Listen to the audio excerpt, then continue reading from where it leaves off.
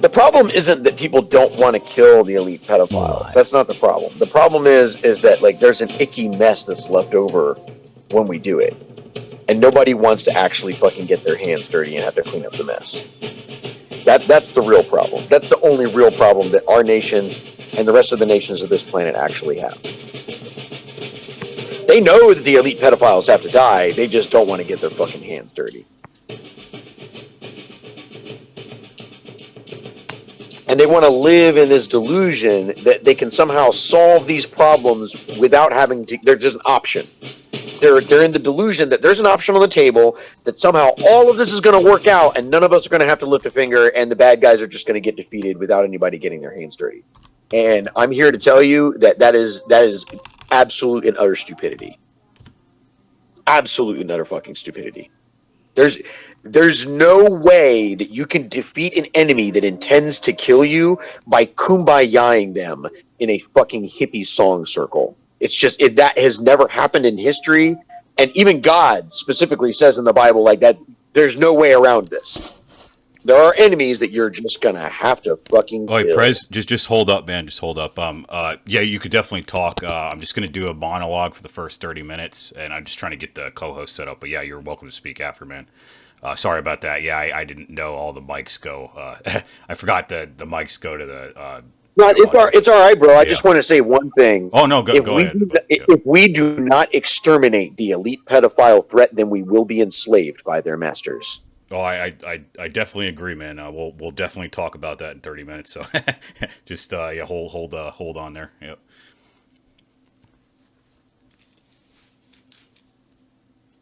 Just gonna play a little bit more music here, just for a warm up, and then yeah, I'll get started here pretty soon.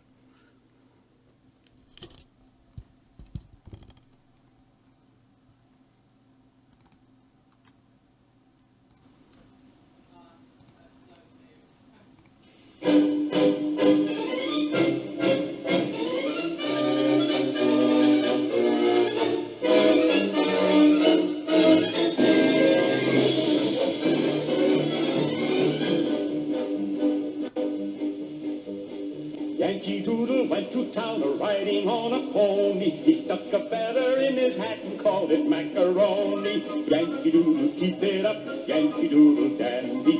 Mind the music and the step, and with the girls be handy.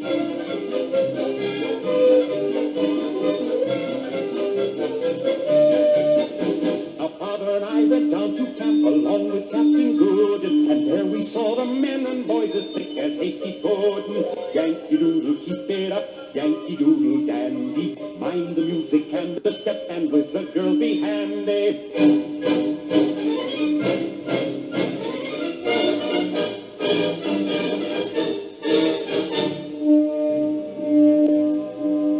And there was General Washington upon a slapping stallion, giving orders to his men. I guess there was a million. Yankee Doodle, keep it up, Yankee Doodle dandy. Mind the music and the step, and with the girls be handy. A long war then we fought and won, the British were defeated, and Yankee Doodle was the march to which their troops retreated. Yankee Doodle, keep it up, Yankee Doodle dandy. Mind the music and the step. 1, 2, 3, 4, 1, 2, 3. And with the girls be handy.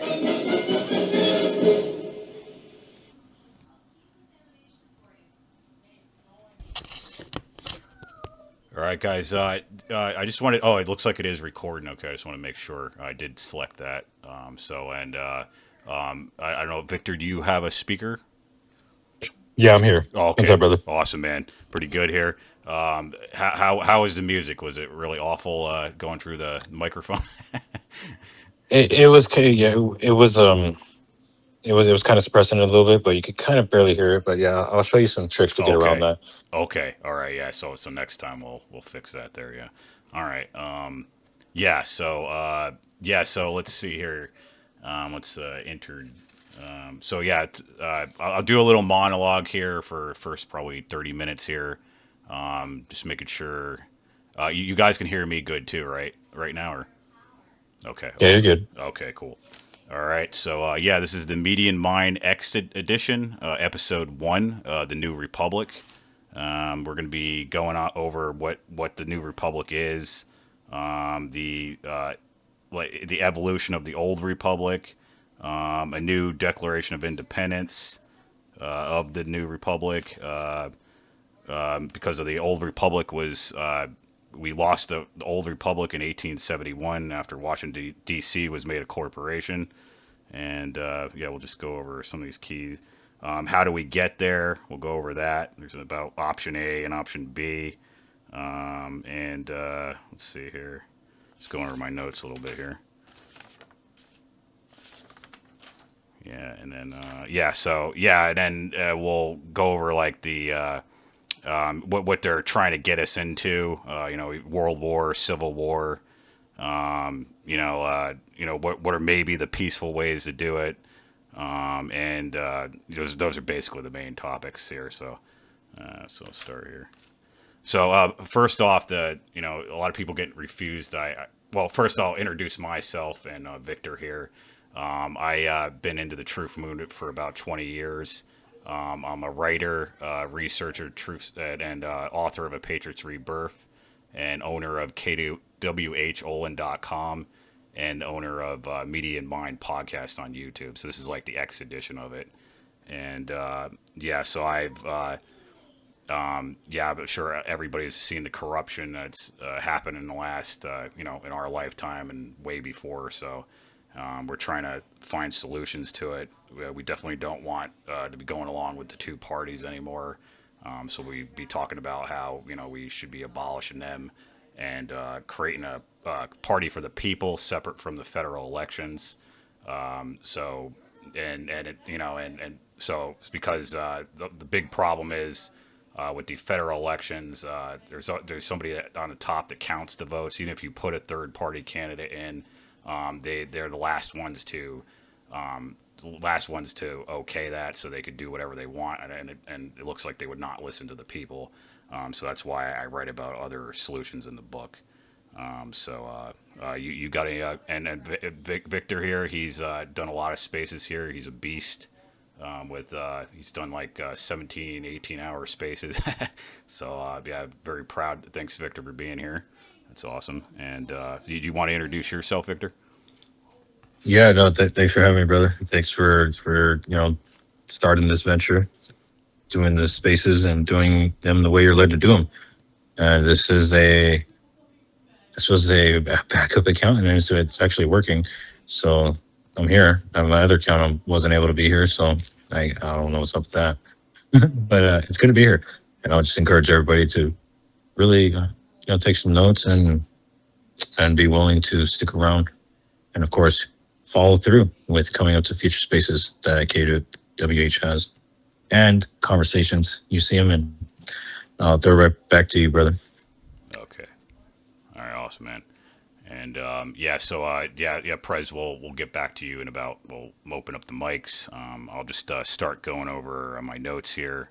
I think what I was talking about first is, the new. Sometimes people get confused what the New Republic is. They say it's something to do with Star Wars.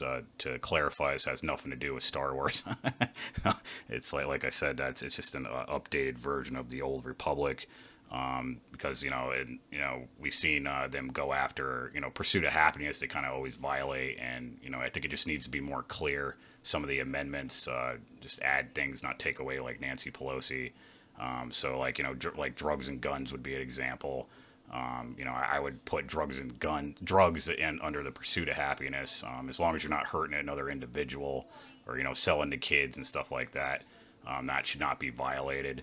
I have a clause also in my book that I write in my book: if the activity does not violate another's natural rights, it may not be voted upon or violated. That would prevent the people from the majority from going over the minority with violating other rights. Like say old ladies say, "Oh, I want to ban this drug or this," and stuff like that. That would violate that, and that would not be allowed to be put up for a vote. That would just be one of the natural rights.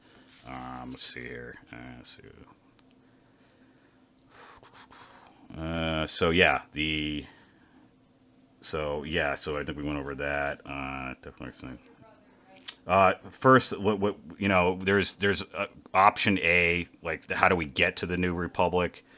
So the option A would be, this is probably unlikely, but a citizen arrest with military support. A lot of times in the past, people have went and tried to arrest, just arrest politicians by themselves, like one old lady or something, or a couple people, and then the police just drag them off and laugh at them. So that doesn't seem to work. So the only way I think that would be possible is you would have to. And again, also this is all hypothetical too. That's why I want to make clear. We're not giving anybody orders. We're not going to tell them to show up at an exact time or anything like that, or any stupid Fed stuff, broad daylight or anything like that. We're just sharing ideas here. Like it was kind of an alternate. Let's say it's like an alternate dimension here. So yeah, that would be the most probably peaceful way to do it with military support. And then another way would be, like we said, if we could somehow in the local area start forming a election separate from the federal elections that are completely independent from the federal election. The people tell them to go fuck off, and then we would have to find somebody and group of people that we could trust to count the votes and all that too, which could be a problem. So we could just completely cut them off. But probably that's not realistic without some kind of well, actually, first I think you would, for the kind of similar to the first Declaration of Independence in 1776, we would have to have a new Declaration of Independence, like I said, from the Corporation of Washington D.C. We would tell them that we would have to be succeed from that corporation and restore the old republic. Get rid of the Federal Reserve in 1913. The FBI, the CIA, all these unconstitutional institutions, the military-industrial complex, stuff like that. But probably, I would say option C would be probably more realistic, which would be like I said, an alternative reality. We would have a hypothetical surgical revolution, and I'll go over what the definition of a surgical revolution is here.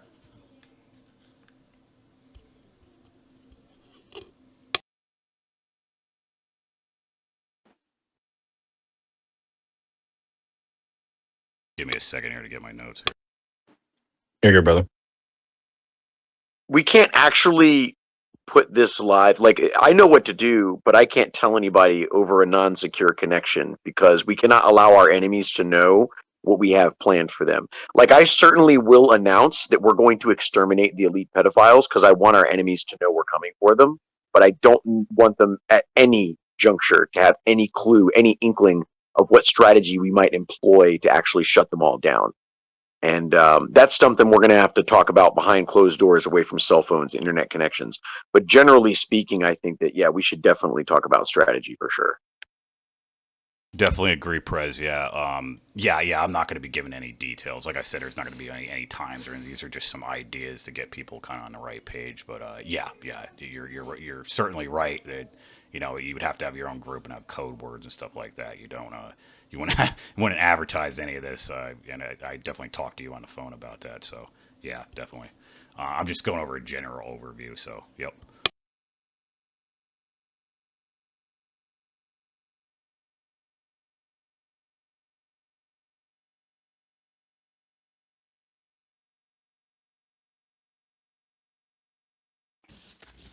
You good, KWH? Yeah, I'm good, man. I'm just looking for my notes here, and got to go into documents here. Mike's muted if you're trying to talk. Oh, sorry. Oh, yeah, sorry. Yeah, I'm just going over trying to find my documents, some of the notes here. Got some key. Oh, okay, gotcha. Yeah, so, yep. No, you're good, brother. Just making sure.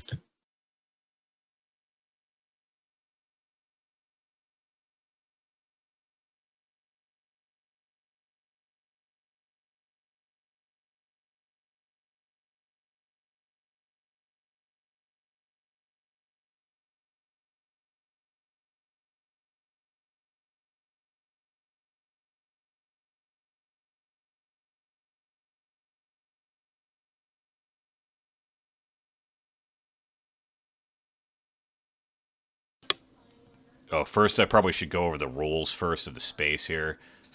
So in general, I did have something written down, but in general here, I don't block or censor anybody here. Everybody's open to talk.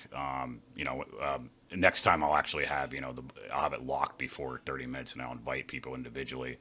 But yeah, generally, it's pretty relaxed rules, but of course, like, the only thing that would violate that is, if somebody started, sharing fucking child porn or anything like that, or something that goes against anybody's rights, then yeah, they would be removed and would be reported. So just wanted to clarify that. So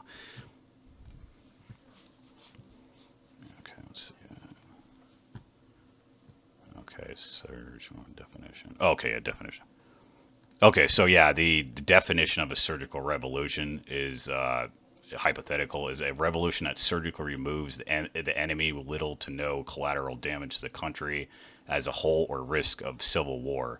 An undercover, sophisticated revolution army that targets the puppet masters and the root of the problem under sophisticated stealth tactics that protects their identities. So, like if this was a movie, it's basically they would be, like this is not in broad daylight. There would be no honor or glory, showing your faces. It would be, mask, no fingerprints, stuff like that. And preferably something that, the enemy won't even know that it was even done. So, because a lot of these things that people talk about is, like I said, is right out in the open. We got January 6th. And a lot of times it's collateral damage to the infrastructure.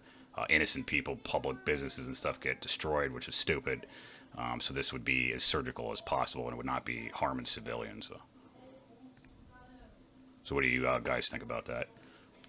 KWH, when you talk, can you talk a little louder or closer to your mic?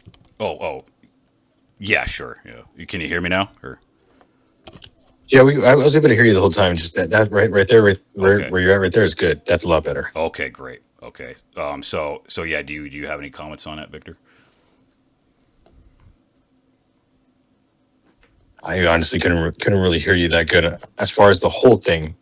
But you said a surgical revolution? Or are you talking about surgical as far as surgical tactics? Can maybe if you could give me like a synopsis on it?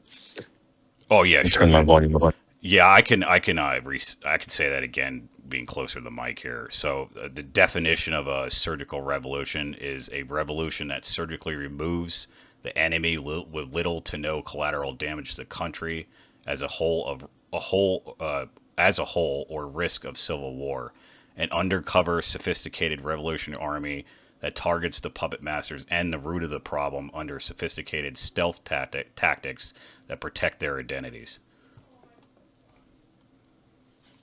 That's why the worldwide party is the best strategy, because if they create chaos on the battlefield, that's the ultimate strategy, and then they can basically capitalize on the chaos that they create. But if we shut everything down first, essentially we get to choose to shut down the grid. We get to choose to shut down the internet. We choose to shut down the financial systems. Everything shuts down and we all party and we're in a good mood. So we're not creating the chaos. At that point, the majority of our mutual enemies and the mutual enemies of our freedom and liberty will run like rabbits, and they'll be much easier to track, much easier to capture, and much easier to dispatch. And I won't go into the exact details on that, but Victor and I have spoken about this a little bit in the past. Yeah, definitely, man. I definitely agree with that. Yeah, that would be a better way. And I think you were telling me, yeah, that everybody would store up as many of their basically go a week without food and water. You have it all stocked up, and well, you go ahead and explain that, man, a little more here. So, well, I mean, you wouldn't even. Here's the really crazy part, man. Nobody in this country, in America at least, is going to starve to death over 5 days. I'm sorry, it's just not going to fucking happen. Mm-hmm. It won't. Even if we shut down all the grocery stores, even if the shipping lanes are shut down, even if the fucking docks are shut down, even if the fucking border is closed between Canada and Mexico and we're completely isolated from the rest of the world, there isn't one fucking person that wouldn't have starved anyway that is going to fucking starve over 5 days if we shut it all down. Water is a different issue, but generally speaking, like, we have enough municipal water sources and so on and resources that we're not going to have to, like, bottled water isn't a necessity. Sorry, not sorry. So even if we don't stock up, 5 days is nowhere near enough to actually cause us, as we the people, enough harm But 5 days is more than enough to put pressure on the people that are the parasites, that are completely dependent on us running the system for them to basically give up. They will 100% give up after 5 days because they can't. Psychologically, they are incapable of doing anything without their slaves running the plantation for them. And that's the reason why I know this will work. Yes. Yeah. Well, another thing I kind of see here is, a lot of times, Alex Jones and other people, they'll say, we need all basically everybody woken up, and I've calculated that 3%, 3% of the population, usually 3% are the only ones that fight back, kind of people, like us, and that 3% of our population would be, I calculated about 9 million. So 9 million versus 1,000. I don't think that's the only thing I might have a problem with, Prez. I don't think everybody's going to wake up, and I don't think they're, usually in history that doesn't happen. So that's the only problem I see in that. But what do you think of that?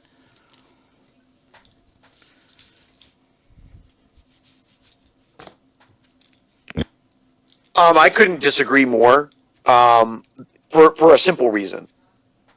Everyone, and I mean everyone, that includes the elite as well, which is 30% of the world population, is 100% aware of the outcomes that will happen for certain. It is a 100% fact. It's not probability. It's not a guess. We know what's going to happen. We all know it's going to be bad, and none of us want this if we let the elite win. We all know. The elite don't want it. We don't want it. Nobody wants to be the last person standing on a cinder. Yeah. That alone, with nothing else, okay, is a certifiable reason why people will absolutely unite and throw a worldwide party. Mm-hmm. If they don't, they're fucking stupid. And I really don't think that people are that fucking stupid. I really don't. I refuse to believe that they're that fucking stupid.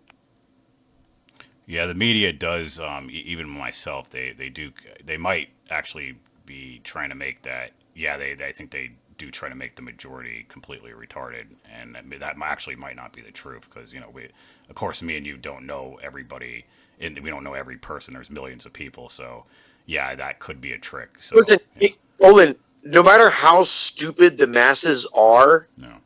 They still have the instinct of survival. Very true. Yeah. And that trumps everything. The CEO of CNN, he doesn't have a fucking $1 billion bunker. He doesn't. He knows that he's not shit to the 30%. And when the fucking push comes to shove, he's going to make a decision that's going to keep him and everybody he gives a fuck about safe. And that means that he's going to promote whatever idea is the best idea at the time. And right now, it's the worldwide fucking party. I have not met one soul on this whole fucking planet that has a better idea yet. Not one. Well, would you? I don't know if you can discuss that, Prez, on here. Some of your energy ideas that I do think would unite people together. I don't know. Can you talk about that or not? Well, we already are post-scarcity. Like as a civilization, technologically, sociologically speaking.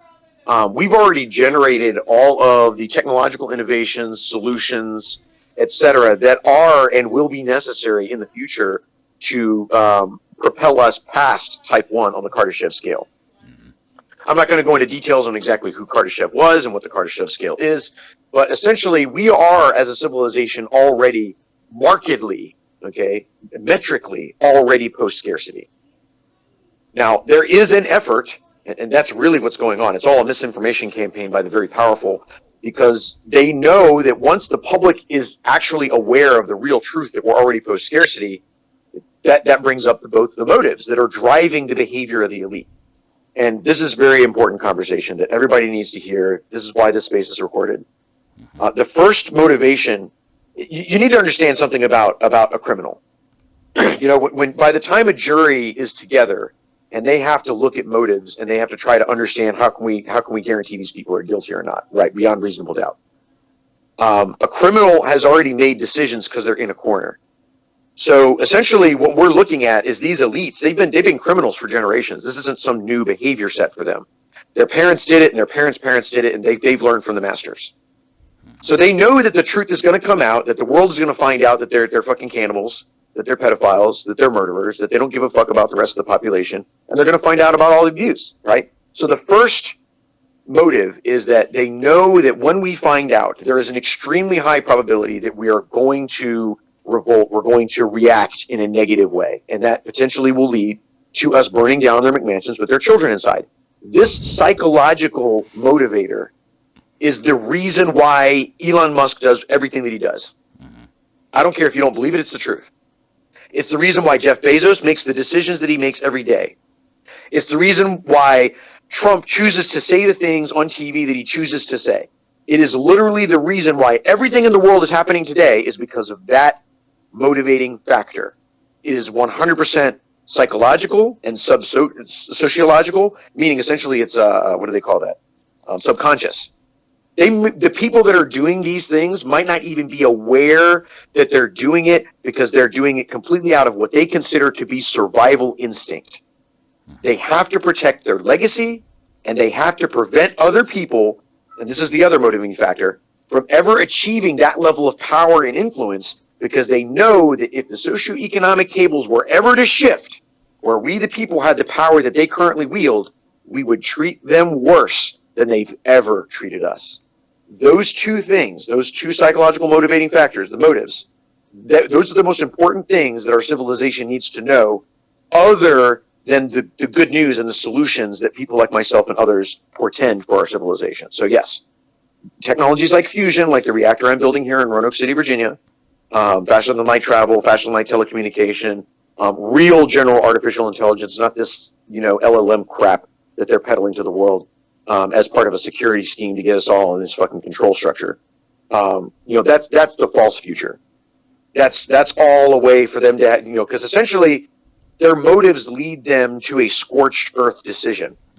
If we can't win, remember how I talked about that second motive? If we can't win, we will burn it all to the ground, because we would rather die, we would rather give up our progeny and our future than to allow somebody else to enslave us worse than the way that we've enslaved them. That's all I really have to say about that for now. Yeah, that's a good point, man. The only thing I would say is, and again, I have, some of that same anger is I do think we need to have a trial by trial basis. We need to find, there's plenty of evidence. There's even a guy named called Jordan Daly on here. He's he worked at InfoWars. He helps him, so he's big friends with Chase Geiser, who's another Freemason, and he's like up, Elon Musk's ass. He's sucking his dick and everything with the transhumanist thing, and he's like, he's totally in board with that. He just doesn't even give a shit about humanity, and he actually admitted on there that he helped make spy software for, I think it was Palantir, but basically he violated the Fourth Amendment, and so I actually did record him saying that. So in the future, if we ever do get this hypothetical new republic, that will be used. That evidence is evidence against him for that. He's just a low baller. We're not going to just start with him, but that is something. I think that's something in a new republic that violating the Constitution should have serious consequences, because it affects a lot of people. So yeah.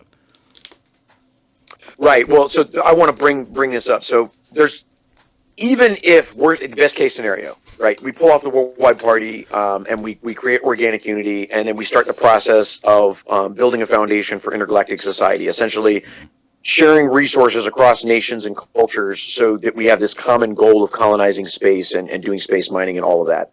A more equitable situation than we currently have, right? And of course, America seems to be the front runner for the current social success-based model, long-term social success-based model. Having said all of that, unfortunately, right, just like I mentioned earlier with the CEO of CNN, it will come to a point where their sycophants will turn against them. They're going to lose part of their 30% hold. Some of those people are going to leave because they're going to wake up and smell the coffee and realize, holy shit, these people don't give a fuck about me. You know what I mean? They just literally need me as a placeholder so that I can be part of that 30%, so they have power. And they're going to turn against them. However, pause for effect, as I mentioned, human nature is to move towards a survival-based strategy. So many of these people are siding with the strong bully class, the elite class, because they really believe that that is the best strategy for them to be able to, even if they're not treated well by the elite class, at least they'll be alive. Unlike the goyim that will be wiped out by the elite class that don't do as they're told, right? So that survival instinct is very powerful in our civilization, and why I bring that up is, we're in a really difficult transitionary period. The elites are not the most dangerous people on the planet right now. Actually, the unassuming and uneducated masses and the mob are. Yeah. Yep. And the elites have a plan, and that's part of their strategy, to turn the mob against the intelligent people that would otherwise stop them. Yes. Yeah. And that's why I'm bringing this up in the recorded space, is because the hive isn't going away. The AI controls. Let me try to explain this a different way. We have signs up in national parks, and those signs say, "Do not feed the bears, do not feed the animals, do not feed the squirrels." And the sign goes on to further explain, if you do this, then the animals will become dependent on handouts and they won't fend for themselves. So I'm going to give you a scenario. The elite, at some point, are going to basically say, "Hey, we have immortality medicine. You don't have to worry about money anymore. You can get this little chip. You don't have to work anymore. You don't even have to think anymore. No more stress. You'll never be depressed again. You'll always be happy. You can do anything you want." That's the AI hive. That's what they want. They want the immortality. They want all the technology. They want it all, and they're going to get it. And there's enough of the population, as I've mentioned before in other spaces, factionization is inevitable. And one of the main powerful factions in our civilization, for at least the next 150 to 250 years, will be the beast mark, the AI faction, the what I like to call the hive. Because they'll be more like a hive of bees, ants, or termites than they will be like human beings. They won't think for themselves anymore. There's no way around this. And it is part of the reason why intergalactic society is a necessity as part of this new republic you keep mentioning, because it's the only way we'll have the resources to be able to essentially escape their schema. That's my hope, is to give people enough information so that we can act soon enough so that all our eggs aren't in one basket, and we don't end up either enslaved or destroyed as the last living thing on the cinder before we have an opportunity to start colonizing our solar system and escape those potential probabilities. Because nobody wants that. So what's the best way to fix that? Well, you've got to give civilization, or at least enough of us, an opportunity to be able to choose to leave. And as much as I hate to say it, man, I can talk about exterminating the elite pedophiles all I want, but at the end of the day, there is still enough people, enough of the mass, enough of the mob that are scared enough, that are desperate enough, that are so what they believe to be survival oriented enough, that they will establish this AI hive, and they will be a part of it, and it will be a significant component of our civilization moving forward. There's no way around it. In the same way that virtual reality is going to rob people, from their loving, caring families, just like methamphetamines and hard drugs did in the past. People will literally leave and go to the AI hive in the same way that some children leave Rumspringa and they never go back to the Amish community. Yeah, that's weird, man, that you say that. I think we were talking about this before in my chapter in my A Patriot's Rebirth, the New Republic. That's actually one of the things the guy does when he becomes president is he he goes out in space and mines for minerals and looks for other places so depopulation doesn't have to happen. So you're kind of like the character in my book, which was really fucking weird. So that really caught my eye. So and yeah, you're right. I mean and this is something I talked to Michael Osarian about. The public is one of the is one of the biggest problems. They're sometimes the one to ask for the tyranny. A lot of times, even in the early 1900s. This is not attacking any Christians or anything, but this Christian group, I think it was a women's group, they asked for censorship in books. which violates the First Amendment. So yeah, a lot of times the public asks for it, and sometimes the government doesn't even come up with it, and they're like, oh sure, okay, we can do that. So yeah, Michael Soren is very angry at the public too, as myself. Again, like I don't know if it's exaggerated what we see on the media.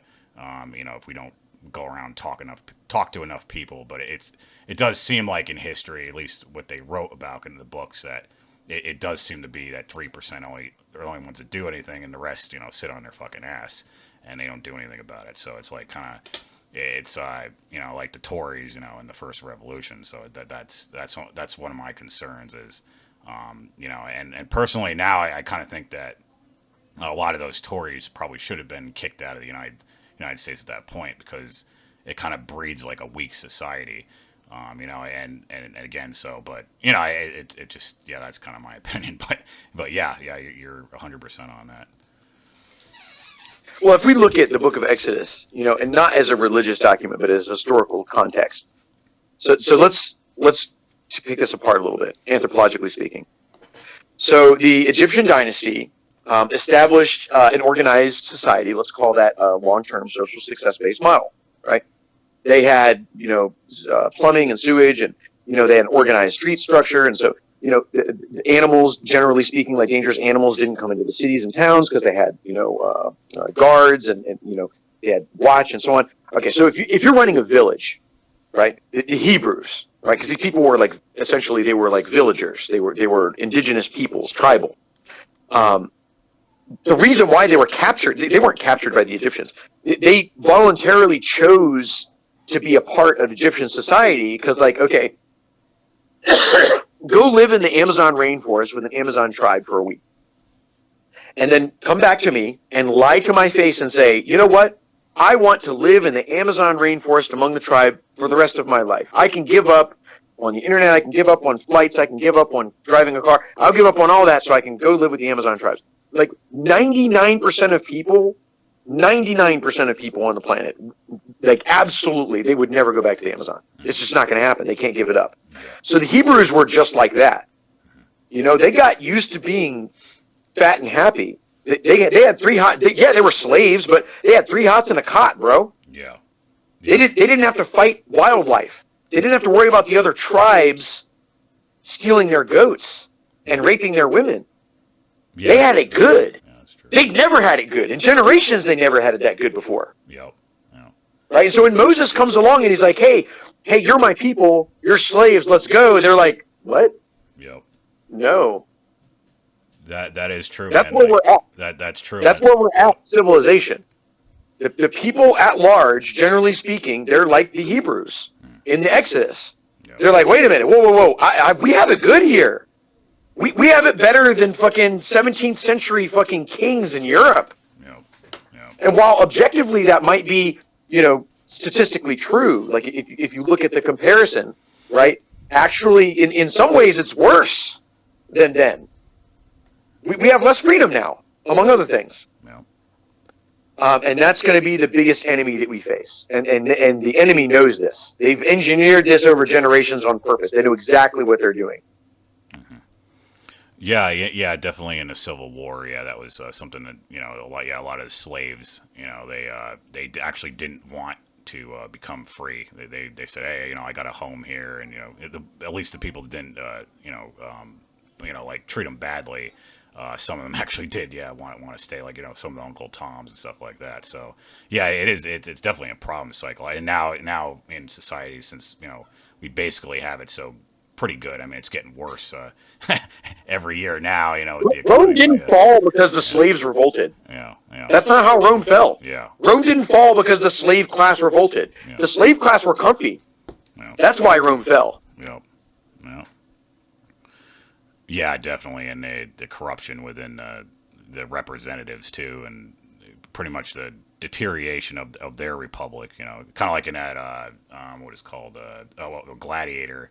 The emperor, the old emperor says how the old Rome was, and he said how it's so a little whisper can basically, I'm probably butchering it, but and basically destroy the republic, and when people get greedy and Well, that's just what I have a real problem with the representatives. I think that kind of encourages that kind of behavior, and that's why I kind of like I kind of want to cut, most of Congress out. Maybe have some things that I don't know. I was talking this with my my friend about that, but you kind of these representatives, like when you give them that kind of power, that kind of behavior comes along and they get greedy. No, we don't need to get rid of them. We just need to have real, logic-based performance standards. Make it a competition. Make it a fucking leaderboard. Mm-hmm. This congressman did this. He's going to get voted again. His people are going to vote for him again. Mm-hmm. This congressman hasn't done. They're on the bottom. The people at the bottom, they're going to get voted out and replaced because they're not performing. So if you have some kind of reasonable performance standards and you hold them to that standard, and the congressmen, the House of Representatives members, the judges that aren't actually performing, that aren't doing anything, that are just sitting with their thumb up their ass collecting a paycheck and a pension, they're going to get removed. All we have to do is add performance. The Congress isn't the problem. The House of Representatives isn't the problem, and the corruption isn't the problem. It's because we haven't actually set boundaries and standards to hold them to. We haven't, basically held their feet to the flame. That's the problem that we have. That is true, actually. Yeah, I mean, there's no consequences, so yeah, they do shit. But when I read in history, I think more why they had representatives is because they had horses and stuff, and not everybody could go to vote at a place, so they had a representative represent you. But I don't understand why the people couldn't represent themselves, as long as they had that clause in my book. Like I said, to protect the majority voting over the minority on natural rights and stuff, like drugs or stuff like that. As long if they're harming somebody, but I would more say you go after the action of what they do, not just because they're on the drug. If they harm somebody else's natural rights, then you would go after that. So that's the only thing. That's where you and I kind of disagree as well too. So let me make a comparison, because you and I have talked about this before as well. Yeah, definitely. So I work with crack addicts. I work with people that are addicted to hard drugs and have really, really bad habits and behaviors, and they can't integrate with society. I would like to take a moment to make a direct comparison between those that are corrupt, that are in power, that are seated in power and corrupt. There's no difference between those people, because in society we're taught that the crack addict, the drug addict is the problem. The homeless person, the low class person, the poor people, they're the problem, right? There is zero physical or empirical difference between the human being that cannot give up the taste of the crack dealer's dick and the human being like Donald Trump, who will never give up pedophilia, who will never give up their billionaire status, who will never give up access to resources and wealth, despite the fact that they know that it's harming themselves and a lot of other people. There's no difference between those two. There's no distinguishable difference between those two. One of them has enough physical resources to wear a suit while they're still a crack addict, and the other one doesn't. That's the only real difference. Yeah, I get what you're saying, man, but why not just judge them for on the act? You can still get them, it's not like I'm not saying they'd leave them with no consequences, but I don't know. I think that would kind of violate the pursuit of happiness. As long as they're not hurting another, or, if they're driving a car or something, then yeah, you're putting somebody at risk, or something like that. But I think it would be easier to get them with that kind of stuff than to go after the drug itself. When I joined the Marine Corps, okay, I signed a contract. Now, just like these people signed a contract, and I swore an oath, just like these people swore an oath. There's a difference, however. Right? Even though I'm no longer active duty in the United States Marine Corps, I can still be tried under the Uniform Code of Military Justice, or UCMJ for short. There is no such accountability for federal government employees. When we put that accountability in writing and we say, if it applies to the goose, it applies to the gander, I promise you, because what's happened over the last even 150 years ago, we had better politicians. Why? They were all trying to, it was a competition. They were all trying to one-up each other. They had a real stake. If you didn't perform, you weren't going to get voted. It's not like it is now where they've corrupted everything, where the elite run the game.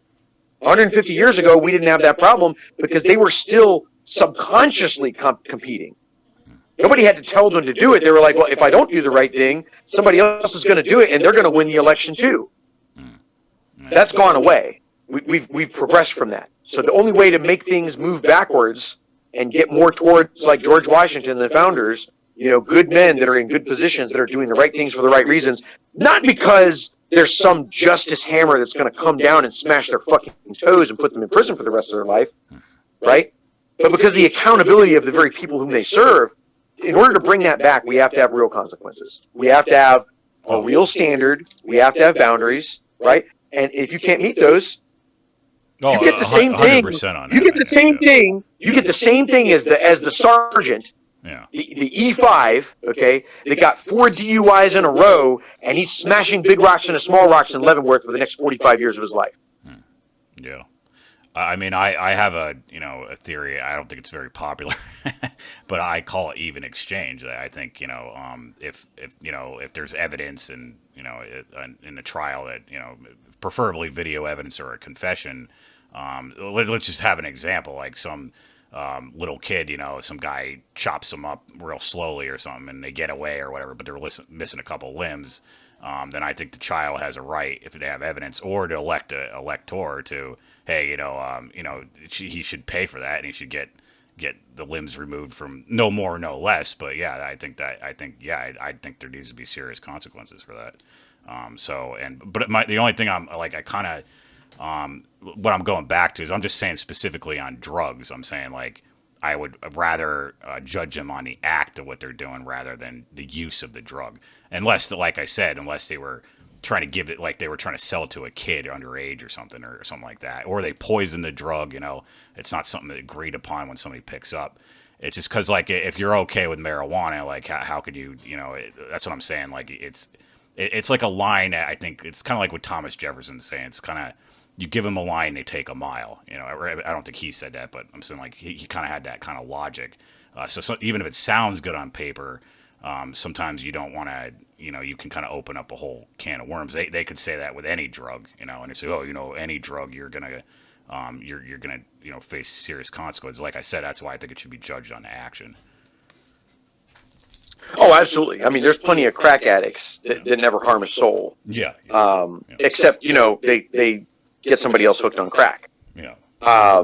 Generally speaking. Well, generally speaking, the real fiends are actually the drug dealers. Yeah. The crack dealers are by far more guilty, and they, in my opinion, they should be given the death penalty. I don't think there should be any parlay for anybody who deals drugs of that caliber. Well, or by comparison, is doing similar things. If you're a judge and you know that you're corrupt and you're performing fraud on the court, you have not just harmed people. Like, you deserve the death penalty. Period. Firing squad. Period. No. You have harmed the general overall public, because what you've done is you've undermined the very spirit of law that is supposed to actually be trusted by the people. If you undermine that, you got to go. We can't let you go. We can't exile you. You have to die. You are a problem that now you're the horse thief that must be hung in the town square so that everybody knows this is unacceptable behavior. Well, yeah. I hate to say it. But guess what? If you go to the Middle East, you will never be robbed. Why?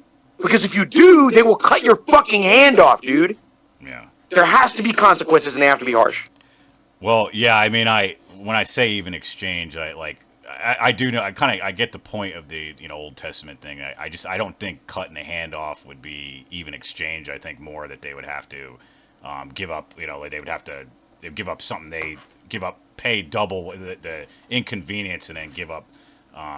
Somebody basically steals. They take something from them.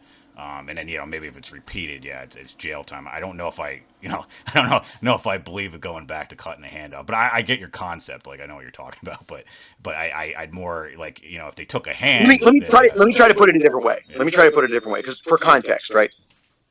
Okay, I have to paint a picture first, because right now the general American public and the world public has no idea about how the future is going to look. They're all in chaos and scared. So let's say, for the sake of argument, that we pull this off, and we pull off a worldwide party, and I'm able to rally the world public behind the creation of a foundation for the galactic society, right? And we're able to get some good outcomes. Okay, one of those outcomes is essentially that factionalization, whether we want it to happen or not, factionalization is inevitable. Okay, and what that means is that a great psychosocial cybernetic experiment is about to occur yet again in our civilization. And as mentioned earlier in this talk, everyone is looking for that long-term social success-based model like the Amish have. They want something that's going to work multiple generations without having to make a whole bunch of changes, without having a bunch of political problems, and all the other stuff that comes with it. They want something that's easy. It's kind of like the structure. We don't really have to question it. It works, and it gets us the results that we want each generation successfully, right? What is important to mention is that 95% of those models that belong to the factions that are forming even as we speak are going to fail. For fundamental reasons. Because people are fucking stupid, especially in large groups. Okay, and I'm not saying that to be mean, I'm just saying it to be accurate. Okay? So, it's not a small number. The majority of the factions are going to fail. The remaining 0.5% of factions that have models that are actually generationally successful, what's going to happen is those factions will be inundated by the diaspora that basically swarm in from the failed factions because they're looking for the solution. Yeah, I definitely agree with that. And that comes with its own problems. That's its own fucking landmine territory. And I'm going to explain why, and I'm going to make it very simple and easy to understand. So there's an intentional community up the road in Floyd, Virginia from here, populated by a bunch of, well-meaning, well-to-do hippies. And, basically one of them bought a bunch of land and then, started selling plots out to the other hippies. Well, they didn't have a system. They didn't really have a plan. You know what I mean? They didn't really have a strategy. They don't have a vetting process. So eventually, some guy bought some land and he's got a wife and kids. And turns out that he's a fucking child abuser. And, without going too far into detail, I think you already figured out what happened to the rest of the kids in the fucking commune after not very long. And they're hippies. They don't have the socio-social structure, much less the fucking bravery and the wherewithal to deal with problems at that level. Yeah. They just let it happen, and they didn't tell the authorities. They never called it. Like, this actually happened. I know people who lived in this commune, and I spoke to them about this. And nobody wants to talk about it because it's so embarrassing. Yeah, that there is. They literally allowed their children to be fucking abused by a child sexual abuser. They let this person continue to live in their community without fucking consequences. This is what is awaiting our civilization if we don't fucking take this seriously right fucking now. Yeah, the hippies are not balanced. Yeah, that's the thing. Yeah, they're all about peace and love. Yeah, love and light and everything, but it's not all love and light. Yeah, there's justice and stuff like that. The problem that our civilization has, and I've said it before and I'll say it again, is that they are stupidly naive about evil. Yeah. They're like, no, there's no evil people in the world. That is the biggest threat and danger to the success of any of our civilization. Because I'm here to tell you, I was in the Marine Corps, okay? There are bad, evil people in the world. And if you are not prepared to dispatch those people, they will destroy everything before you get the chance for your children to fucking succeed. There is no way around this. This is not an opinion. Unfortunately, this is just the logic of the world and how good and evil works. And if you don't agree with me, I don't give a fuck. But it's your fucking funeral.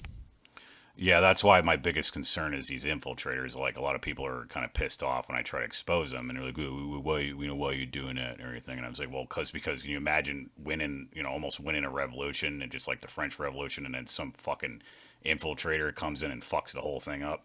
So yeah, it's a big fucking problem. Yeah, you get some of these people, especially these people that are kind of flip floppers and kind of like that. I mean, a lot of us here, me and Victor and yourself, we've been in this for a long time, and I know I haven't flip flopped on things. So but there's a lot of people now trying to jump on the bandwagon now.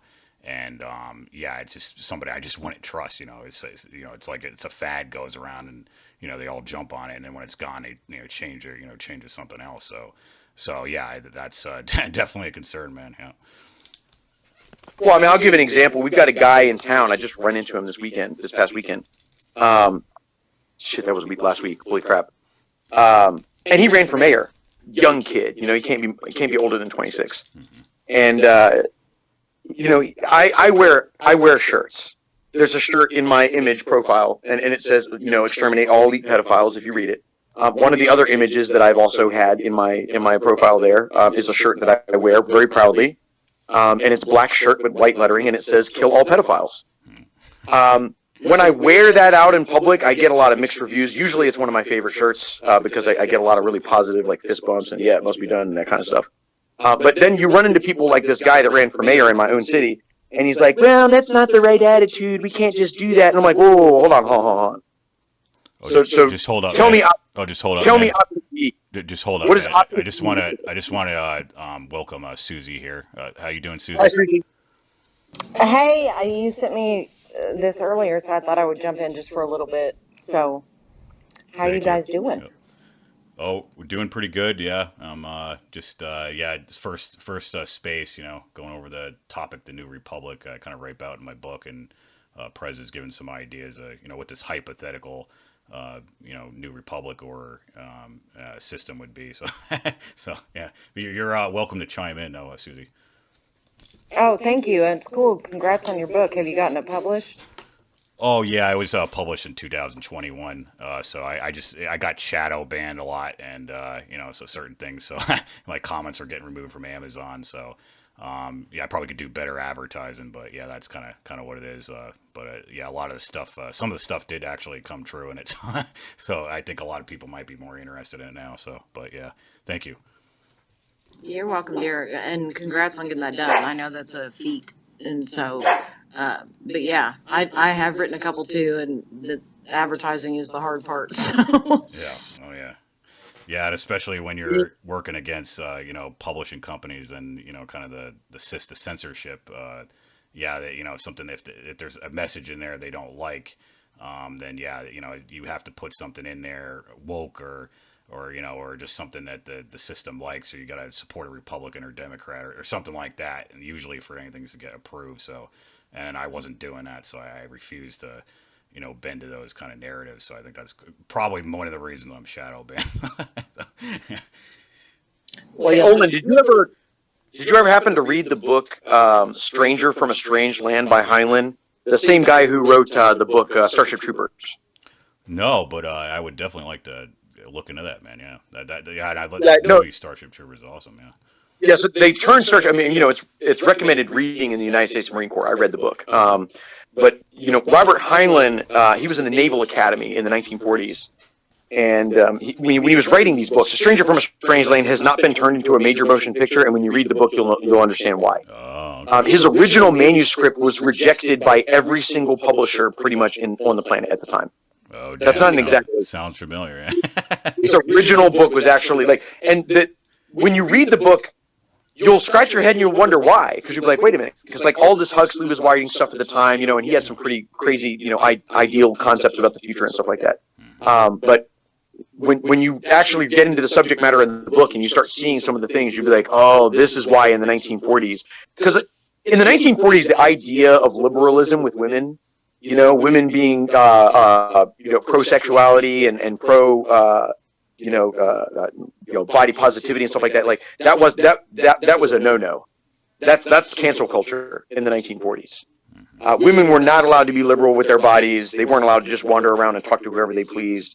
And so these were kind of some of the concepts that were presented in his book, Stranger from a Strange Land, among other things. But the reason why I brought that up is because, you know, right before Susie came in, we were talking about, you know, factionization and some of the issues that we're facing, right? Mm-hmm. And the issue that we have currently, as it applies to like this stranger from a strange land, you know, ideal, is this isn't new.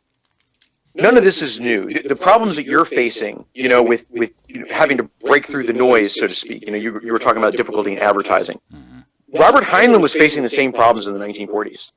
This threat has been around for multiple generations. Oh, it's just gotten to a point where we can no longer ignore it anymore. Yep. Yeah, Little House on the Prairie, you know. Even Laura Ingalls, yeah, I think they want to publish her crap. And I think finally I don't know if I guess she didn't I don't know. She finally got I don't know if she had to self-publish. I know Tony Robbins, nobody would do that. He had to create his own publishing company. So yeah, I know. Yeah, it's been going on for a long time. Yeah, these bastards really don't. Well, I mean, I'll give you another one. I'll give you another really good example. Yeah. Lucille Ball, I Love Lucy. Right? Did you know that she was responsible for the first on-screen interracial kiss in television history? No, I actually did not. I don't think I might have heard of that, but no, I didn't know that. I don't think. Yeah. So she is responsible for Star Trek, the original television series. Lucille Ball. She was behind that. Really? Look it up. It's amazing. Wow, Yes. I did not know that. Wow. It's amazing. She's amazing. It's incredible. And so it was this very avant-garde thing. It's like, hey, in the future, white men and black women were going to serve on the same starship, right? And they're probably going to have sex with aliens. And so, like, they had to depict this. It's, and this is fantasy science fiction. But even then, Hollywood and the Zionists and the powers that be and the elites and so on were like, whoa. We can't allow these progressive ideas to continue. We have to control the narrative. Like, this is not anything new, guys. Yeah. Oh yeah, 100% Prez. Yeah, I know that's what annoys me so much. Like, yeah, I look at the history of the 1900s and how some of the religious groups, asked for the censorship of books, and like we were saying with the public, sometimes it's the public that asks for the tyranny, and it's a big problem. Sometimes the government doesn't even come up with the idea, so that they give it to them. So yeah, it's I'm very against censorship, and either with even with the video games. I mean, I guess I could see for kids, but over 18, we're always treated like kids. And I'm like, even the moderations, and like boards and the blocking, for petty reasons, it just seems so un-American, and people just think, and I don't think it's anybody's fault, but they've just been brainwashed to, think that's okay, and that's so against our rights, and our Constitution, and yeah, there's so. Well, I come from Franklin County, Virginia. I graduated from Franklin County High School in Franklin County, Virginia. And, if you look it up on Google and type in Franklin County, Virginia, you're going to find something along the lines of moonshine capital of the world, okay? That's what they're known for. And why I bring that up is because in places all over the United States, including places where I grew up and where I, called home, there are subcultures. Future Farmers of America is the biggest thing in Franklin County. The biggest thing. Junior Johnson was running moonshine before he joined NASCAR in Franklin County, Virginia. He's part of our county history. Junior Johnson, famous NASCAR racer. The Hatfields and McCoys, okay, were having their family feud right here in Franklin County, Virginia. I mean, some really amazing stuff happened.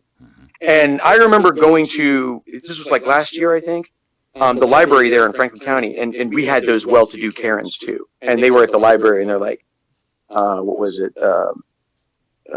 Scott Pilgrim, the Scott Pilgrim graphic novels. They're adult-themed novels. Okay, and listen, I was reading adult-themed books when I was in elementary and middle school. I was a very advanced reader. Me too, man. Hellraiser. No, I was like, yeah, all that stuff. That's good, yeah. And so I talked to one of these old lady Karens. The super evangelical Christian. Christianity is just part of the fucking Baptist church are like the fucking underpinnings of Franklin County, Virginia. And so this woman is sitting here and she's like, oh, these books are dirty and they're filthy and we're allowing our youth to read them. And I was like, I too agree that books need to be burned. I said, and the first book that we need to burn is this one. And I pointed to the Bible that was in front of her, and she looked horrified. And I was like, it talks about cheating on your wife. It talks about murdering people. It talks about war. It talks about murdering another man's husband so that you can get his wife. I mean, there's really awful things, and she just looked horrified. Right. I mean, but that's what we're looking at. Yeah, the only thing I would say is I don't know if I agree with burning it. I mean, I know you're just kind of saying it, not generally there, but yeah, I'd say you keep it for history to kind of learn from about bad behaviors and to kind of show not show kids, but when they're like adults that kind of say, yeah, that's the kind of stuff that So that's the I only mean, of thing course, I wasn't advocating Oh, burning okay, the yeah. Bible, Yeah, but not literally. I was Okay. pointing out Yeah. her obvious hypocrisy. It's like, here you are, this Christian woman, and you're claiming that we have to get rid of all this, Yeah, non-canonical writing. hypocrisy. Okay, yeah, I gotcha. Right, yeah. But that's why I was talking about this guy that ran for mayor in my city, right? Okay, yeah. So he was commenting on the fact that I was in Kroger when I bumped into him last weekend. And he's like, I really don't like your shirt, and I don't agree with your policy. And I was like, okay, well, do you have a better policy? I said, you ran for mayor, I ran for United States president. I was like, tell me about your plan to deal with this pedophile problem. And he doesn't have one. None of them have one. They all admit that this may be, in fact, a solution. It's just they're not comfortable with the solution because it's icky and they have to get their hands dirty. Do you understand pedophilia? Obviously, I understand it. But the wild thing is with me everybody talks about pedophilia all the time on here, because of all that Epstein stuff and all this crazy shit that's going on. And it's kind of interesting to me because I work with people who've had a lot of sexual abuse, child sexual abuse, and I actually saw one guy at one point who actually had abused children. That was the weirdest thing ever. And the thing is that they're only typically attracted to prepubescent. So that's the thing is that there's two sides to it. So because a lot of people get abused by families based upon because of their own trauma, what they've been through, and then they repeat it. Pedophiles have a whole different brain than people who just abuse, because a lot of times it's like they act out their trauma and then they continue to do it. It's this weird thing. But you talk about killing them, and I don't know. A lot of them cannot be reformed. They haven't figured out how to reform them, how to heal them, how to help them shift, at least the true pedophiles. Some people have recovered from it, very few. But there's a whole lot more information on it than just, oh, let's just fucking kill them, they're just pieces of shit. And I've been through it. I can say that because I've been through it. And like I said, I work with people who have gone through it too. So it's a weird anomaly. One counselor brought up to me one time that it had to do back in the olden days. A lot of times whenever we all slept together, and then say a girl comes of age, and then the father becomes attracted to the daughter. I know it's sick and twisted, but it's been in our culture for a long time. And it's like, and these are old statistics, like 1 in 5 boys have been abused, 1 in like 3 girls. And that was probably more of an equal number because most boys aren't going to admit it. So there's a whole lot to it. Anyway, I just dropped that bomb, Well, and I just Susie, say hi to Susie, Victor. I was part of a really big Baptist church. In fact, the Baptist church that I was a member of started out as a very, very small church in Callaway, Virginia. And over the course of like 4 or 5 vacation Bible school summers, we got the ranks. Basically, my family and I recruited just about everybody in the county because we knew everybody, including German Baptists. Getting German Baptists to come to the church, which is interesting. A German Baptist coming to a Southern Baptist church. That was a very, very progressive thing at the time. And I remember, because I was dealing specifically with the kids. I was a kid at the time, and there were a lot of kids that were coming in that had abusive problems, and there was some of that stuff going on in the church. But generally, like we got it licked in the bud. Like we had a really good community. But no, if you look at Afghanistan, like even today, Man Love Thursdays is a thing. We witnessed it as active duty military. We saw this. We saw them take pre-13-year-old boys and they took them into a shed, and all the men had their fun, and he came out stumbling and wobbling because his legs weren't working right. Jesus is my homeboy, and he said something that's in the New Testament twice, and he said, "Better a millstone." And I honestly, I can say that I don't disagree with him.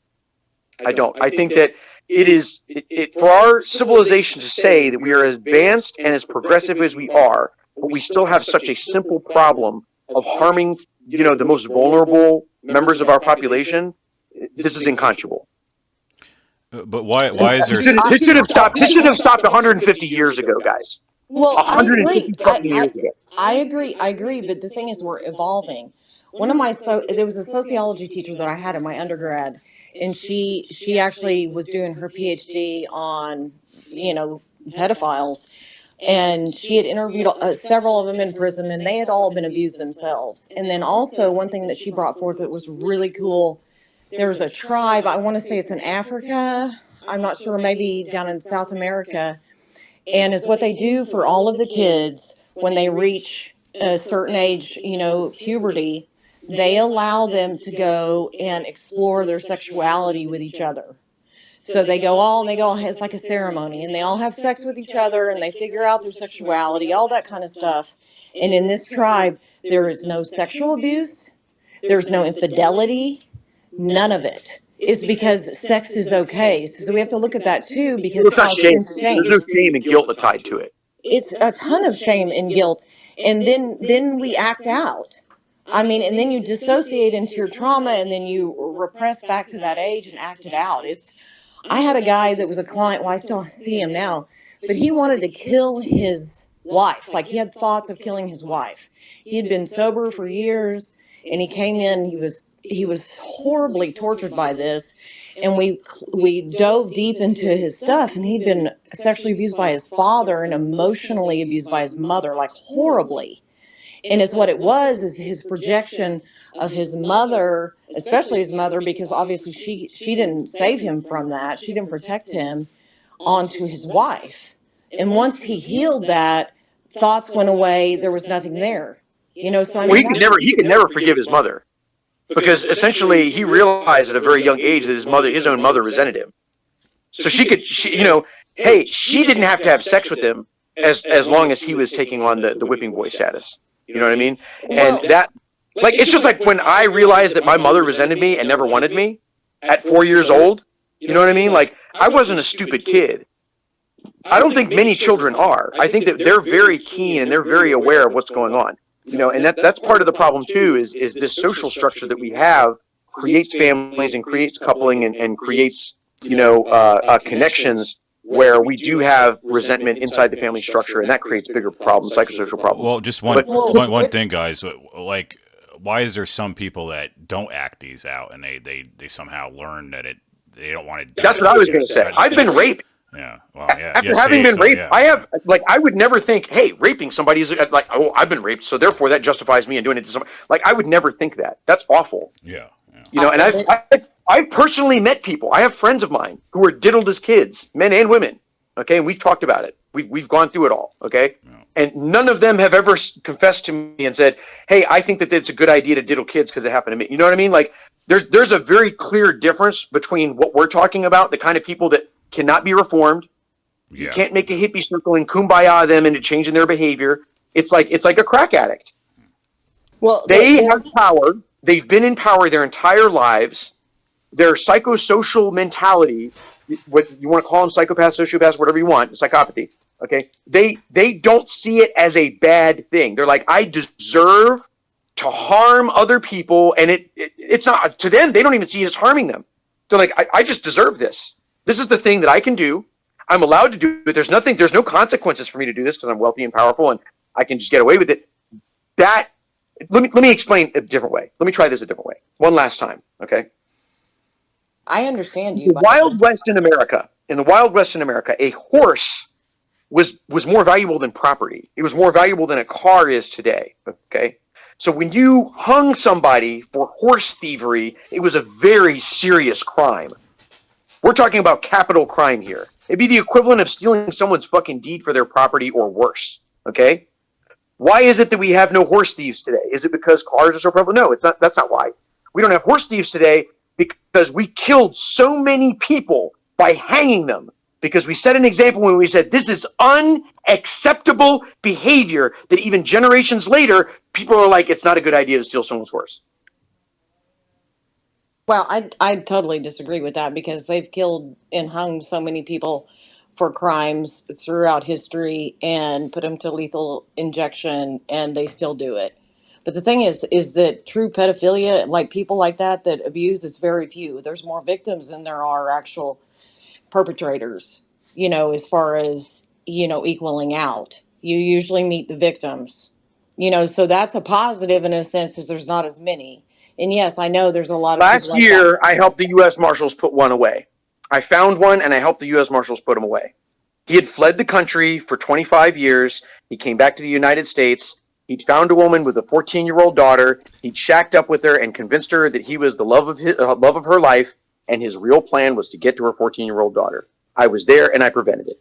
These people are not few. They're all over the place. They're just like fucking serial killers. If you want to live in delusion land and pretend that these people don't exist and that the problem is simply going to wash itself away, you go ahead and live in that fucking delusion. But Okay, me, You need to first of channel all, it in the right. I first live of in all, reality. They need I to live in channel it reality. and get away yo, from I'm that kind not of living in behavior. delusion. Okay, I see it. I see it firsthand. And after the aftermath, that's not what I'm saying. But you have to remember, what you see constantly is one reality. Okay, so I don't see you thinking anything's positive whatsoever. We have to find some hope within this fucking chaos, or we're fucked. You know, I mean, that's the Yeah, I'll truth. give you some hope. I'll give you some hope. In the book of Genesis, okay, our boy Abraham, okay, met with this guy named Melchizedek. That's an important name. You want to look that up later, right? It's written in the New I know Testament. the name. And Jesus talked about Melchizedek, the order of Melchizedek. Now, why did Abraham meet with Melchizedek? The reason why he met with Melchizedek is because he eliminated the pedophile threat to our future children.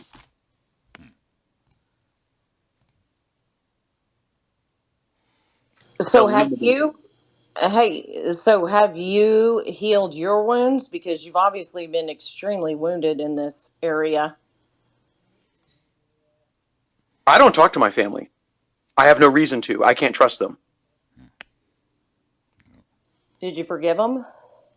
Yeah, already. Yeah. Why do you think I've moved on with my life? They can do whatever they want. They can do their fake Christmases and Thanksgivings and Easters, and they can keep dealing with family members committing suicide because the women have pecking ordered all the men, and all the men are checked out, and the women are in charge, and they run everything, and nobody's going to question that. And I welcome them to it. I hope that they live very, very happily that way. I just one thing I have a problem with letting them off on this is I think if reincarnation is real, how are they going to learn not to do these things in the next life if there is, and I do think there should be some justice for it. And like I was saying, there's a lot of people that don't act on these things, and they kind of realize, hey, they wouldn't want to do that to another human being. They learn it, but I kind of understand what Susie's talking about, but it's just yeah, I have a real problem. I have an argument with my some of my friends about this too, and certain parts of the family. So yeah, I understand. But I'm gonna go ahead and tell you a real true life story about myself. Okay, I joined the United States Marine Corps in 2003, right out of high school, and my first duty station was Okinawa, Japan. And the military had a big impact on my life in more ways than it's easy for me to explain. But I used to be just like you, Susie. I really did. I used to be just like you. Okay. I used to be so naive. I used to really think that the world was a good place and there were good people in it and everything was kumbaya and it was all just going to be fine. It was going to work itself out. I really did. And then I got a volunteer duty so that I could work at the brig at Camp Hansen. You can look this up. And I learned about the real world in the brig. I learned about the real world and how it really operates. A year and a half prior to me arriving to the island, there was a child sex cult that was actively happening in 3rd Marine Division. I say 3rd Marine Division because Okinawa isn't the only location for 3rd Marine Division. 3rd Marine Division covers Hawaii and Guam and some other places. The Pacific, Armed Forces Pacific. And this colonel, who was the center of the cult, or at least what the investigators believed was the center of the cult, he was actively abusing his twin daughters. Not only was he actively abusing his twin daughters, but they were sharing children.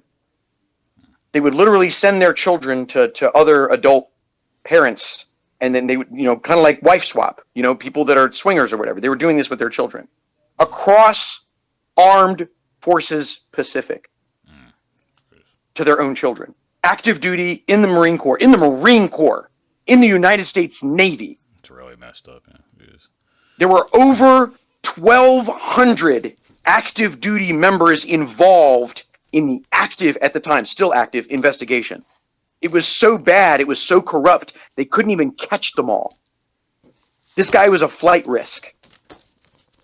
But because the UCMJ didn't dictate that what he did warranted the death penalty, they just had to keep him locked up in the brig. There had been 3 separate escape attempts. All 3 of them, they had no idea how he pulled it off, because the guy was high ranking.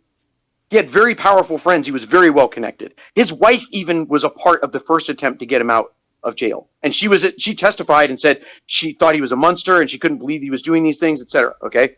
This guy was like Hannibal fucking Lecter. I met him in person. He gave me the heebie motherfucking jeebies. I didn't even want to be around him. The vibe that he had around him was gross. Okay, so when I tell you, Susie, these people, you can't reform them, you can't exile them, you can't put them in their own intentional community. They're just too dangerous. Yeah. There's no nice way to deal with these people. You just have to better a millstone. Jesus was really clear. He said it twice in the New Testament. I believe him. I don't want to find out what happens if we don't listen to him. Let's put it that way. I don't deny any of that. That's you assumed that I look at the fucking world that it's flowers and rainbows and that I Yeah, let's haven't been let through Susie it. explain it. Yeah, Susie, you explain. Yeah, because I'm not assuming that either. So I'm not so, making yeah. fun of you, Susie. I love you very much. I really do. Yeah, No, you you're guys cool, are. but you make an assumption that I don't see it. Okay, first of all, I've been through it too. I was sexually abused as a little kid. You know, I've had a guy shot in front of me. I've been beaten. I have, had 5 fathers. You know, I mean, that's just the minimal part of it. Okay, so been through all kinds of, been choked, was assaulted when I was 11 by my sister's boyfriend. So I know the fucking horrendous bullshit. And I hear it because I've had clients who have been horribly fucking abused, just like what you're talking about. Like, just no love, nothing in their property. Okay, I haven't seen it on the global scale like that, but I firmly believe it. Okay, because I've treated military, I've known military, and I can smell it. Like, I can see it, I can hear it. I've had people come in who deny their abuse, and I can pick up on it, and I have to wait until it surfaces for them because it's so traumatic they can't even fathom it happened. That's the hardest thing I work with clients, is that to realize their life was that fucked up. So it's not anything that I don't see it. It's just, if that's all we resonate with, then we're fucked. But yes, I do agree with justice. Is some people cannot be reformed, and yeah, they need to be. I mean, and I don't agree with killing people per se, but I look at the natural order of things, and I've even read this in spiritual texts. Sometime that will happen, that needs to happen. And I don't read the Bible like literally. I look at it more metaphysically, and I read authors who look at it in that way, Yeah, which me shows as us well, our Susie. power. Yeah, I take a piece from every religion. I think you heard that. Yeah, so yeah, I kind of I take some things from the Bible, but yeah, I'm not 100% in any religion. So yeah, yep. Well, in response to that, Susie, I only have one thing to say, okay, in terms of the natural order of things. Our ancestors were extremely wise. People like Abraham, right? He knew better than to keep wolves and sheep in the same pen. Now, the lion may in fact be the king of the jungle. However, you will never see a circus performer taming a wolf in a ring. No, never. They're always free. But the thing is too is it's also, you have to remember emotional contagion. Okay, so, and we want to fit in a group, and this is what gets fucked. This is where autonomy and sovereignty comes in, is because so many The people. child that is rejected by the village will burn it down to feel its warmth. Amen. Right, exactly. But just like you were saying, it's like, especially in the military, because I've heard of this, or you can look at it at fraternities and even sororities. Because I remember I never pledged, but I had my roommate, she was my neighbor in my freshman year of college, and she got hazed so fucking bad. It was ridiculous. And people have died. And it's the same kind of thing in the military. I've done a lot of military, I have family in military, And they got so fucked up from that aspect because you are told you have to follow. So if you have one ringleader who's fucking corrupt and who's twisted up in the mind, and people don't want to stand up to that person, and that's just the representative of our government as well, is that then they follow. You know, we talk about the sheep, you know, and that's the thing, is that's what I do. That's how I look at it. How I try to give back to the world is I try to help empower people that I work with to help them heal. Because the thing is if you heal your trauma, you are more resilient than someone who doesn't have any, which we all have it. But I mean, and if you don't heal it, you'll give up. They've done studies on this, and it shows Well, like that's called psychogenic death, Susie. That's called psychogenic death. It's amazing. It's like the placebo effect, but it's like the opposite of it.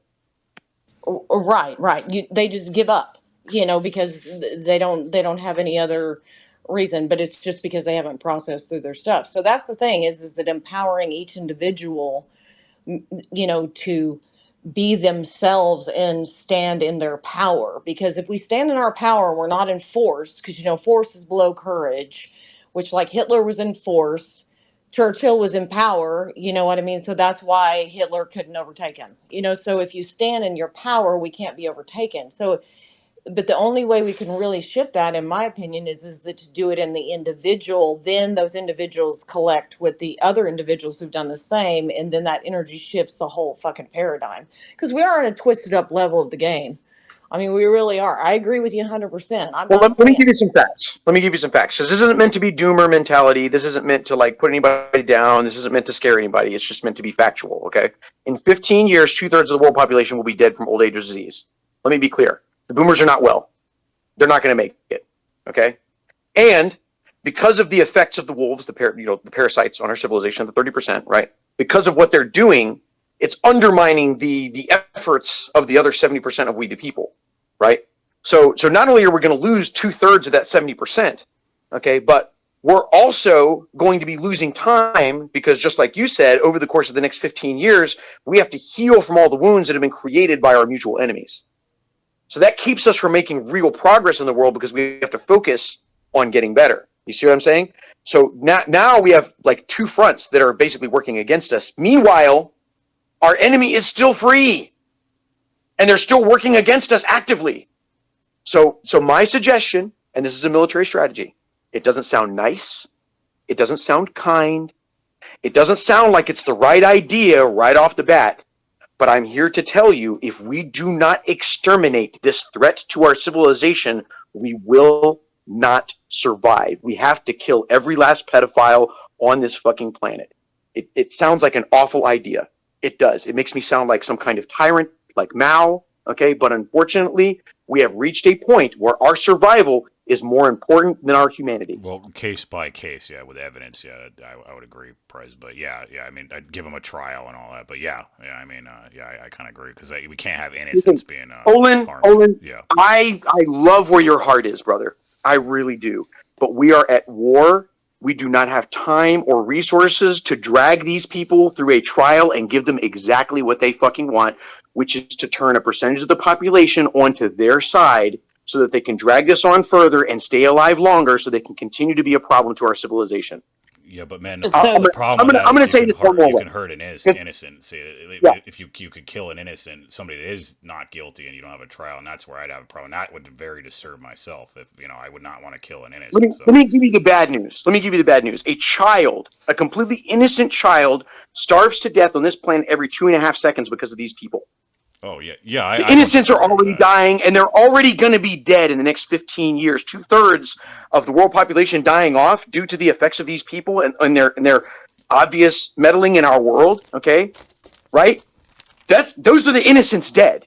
So if we lose a small percent of innocent people, okay, I will go to God and I will say, you know what, God, in judgment, I am responsible for those innocent people. I will take that. Send me to hell for sending the innocent people to fucking to their deaths. Okay, send me to hell with the pedophiles. Send me there. I will gladly give up my paradise to make sure that these people cannot harm our children. Not one more fucking day. Not one more day, Olin. Oh yeah, no man, I'm not. Yeah, if they actually did this stuff, yeah, I 100% agree. But I don't see how we're not There's gonna have a no trial. if, Olin. There is no if. It happened. It's happening. It hasn't stopped. No, totally, Well, man. You have to have evidence. That's what I'm saying. Because people are not going to The support that. evidence? You want more evidence? No, You no, want the ones more we evidence? know the ones that we have evidence. No, I'm not disagreeing. I mean Epstein stuff. I mean we have to to make sure yeah, of course, Guys, that's like not enough evidence for yeah, you. yeah. Well, no. I know there's pedophiles and all. I'm just saying Here's like what's gonna happen. yeah, Sorry, yeah. sorry, Go ahead, KWH. Vic. Go ahead, Vic. Don't overtalk the host, please. I'm sorry, I had to step away to check something out on my car, but I'm here. Yeah, but don't overtalk the host, please, and please don't overtalk Susie. Susie, good to see you, by the way. Welcome.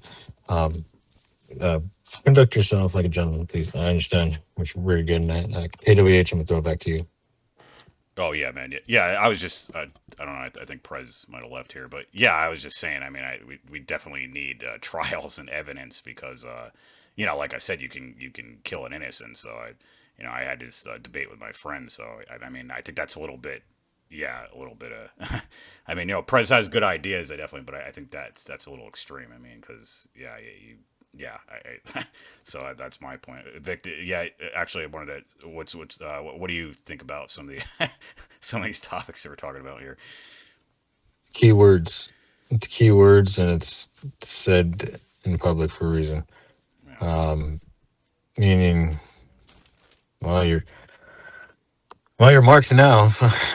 It's I don't really understand how the thing works, but there's things as such set in your space or in front of any type of audience or no audience. I do know. I don't really know how a limiter or the soft censorship occurs. I haven't really taken time to look into it this time around, other than just from experiencing it. But now, well, now it is what it is. As to saying certain things as such, I would say addressing. What was it? Addressing. I'm assuming you guys were talking about those pedophiles, right? Were you guys talking about? Sorry, I had this inside my car while I was moving stuff around on the outside. Yeah, we were talking about how would we deal with pedophiles and there need to be justice for it, and the only thing I kind of disagreed with Prez was that that he sounded like he didn't want to have any trials or evidence. He just go around and just assume and so that's the part where I kind of kind of draw the line. So I mean yeah, because then I mean any of us could get accused of anything and it might not even be true, and then so yeah, I think that's what clear it up there. yeah, like Gotcha. Go ahead, Susie. oh, you can go ahead, sweetheart. I'm sorry. No, you're good. By the way, it's good to see you. Go ahead, please. Good to see you too. You sound tired. Um, no, I mean, it's just like the Salem witch trials or the Nazis. I mean, it's the same thing. That it's how he was presenting that is that I mean, that's not going to solve anything. That's what we've done for millennia is we just kill who we don't understand or I'm not saying they're not doing bad things and they don't need to be reprimanded because they do. And we haven't found a way to rehabilitate them at all. So and when you have people like that are harming children, and they don't have any remorse. I mean, because that's the thing is that that's what you have to look at is there's no empathy. There's no empathy for harming anyone. There's some sort of they're taking, and getting something out of that, which is relatively sick. But at the same time, the solution, I don't know what the solution is, but it's not lining them up and shooting them or hanging them all because, like you said, we don't know for sure. And that's what I was telling you is that because people talk about all these pedophiles and people who abuse and Just because somebody is abused or abuses doesn't mean they're a pedophile. Pedophile is, their brain is totally different. I've met one. I actually had one in my, came in to see me, and it was just really, he had been in recovery for a long time, and he would stay away from children on purpose. Now, he would date women, which is odd, but he is very, very dark, and had done all kinds of things to change. But he stayed away from kids. But that's, their brains are different. They've Oh done yeah, brain scans on if they don't act on it, I could understand that. I mean, it's just yeah, if they act on it, then yeah, I think there should be justice for that. But yeah, I mean, I know some of my family members are molested, and they, as I can tell, they never did anything to anybody. So yeah, it's just it'd have to be case by case, I think. them. Definitely. Well, too bad Prez left, but he has some, to me, some major wounds in there, and he's seen some hardcore shit, which is hard to overcome. And then, I mean, if I'd seen what he'd seen, I don't know if I'd be any different. But I would hope not. I would hope I would be different, but I don't know that for sure.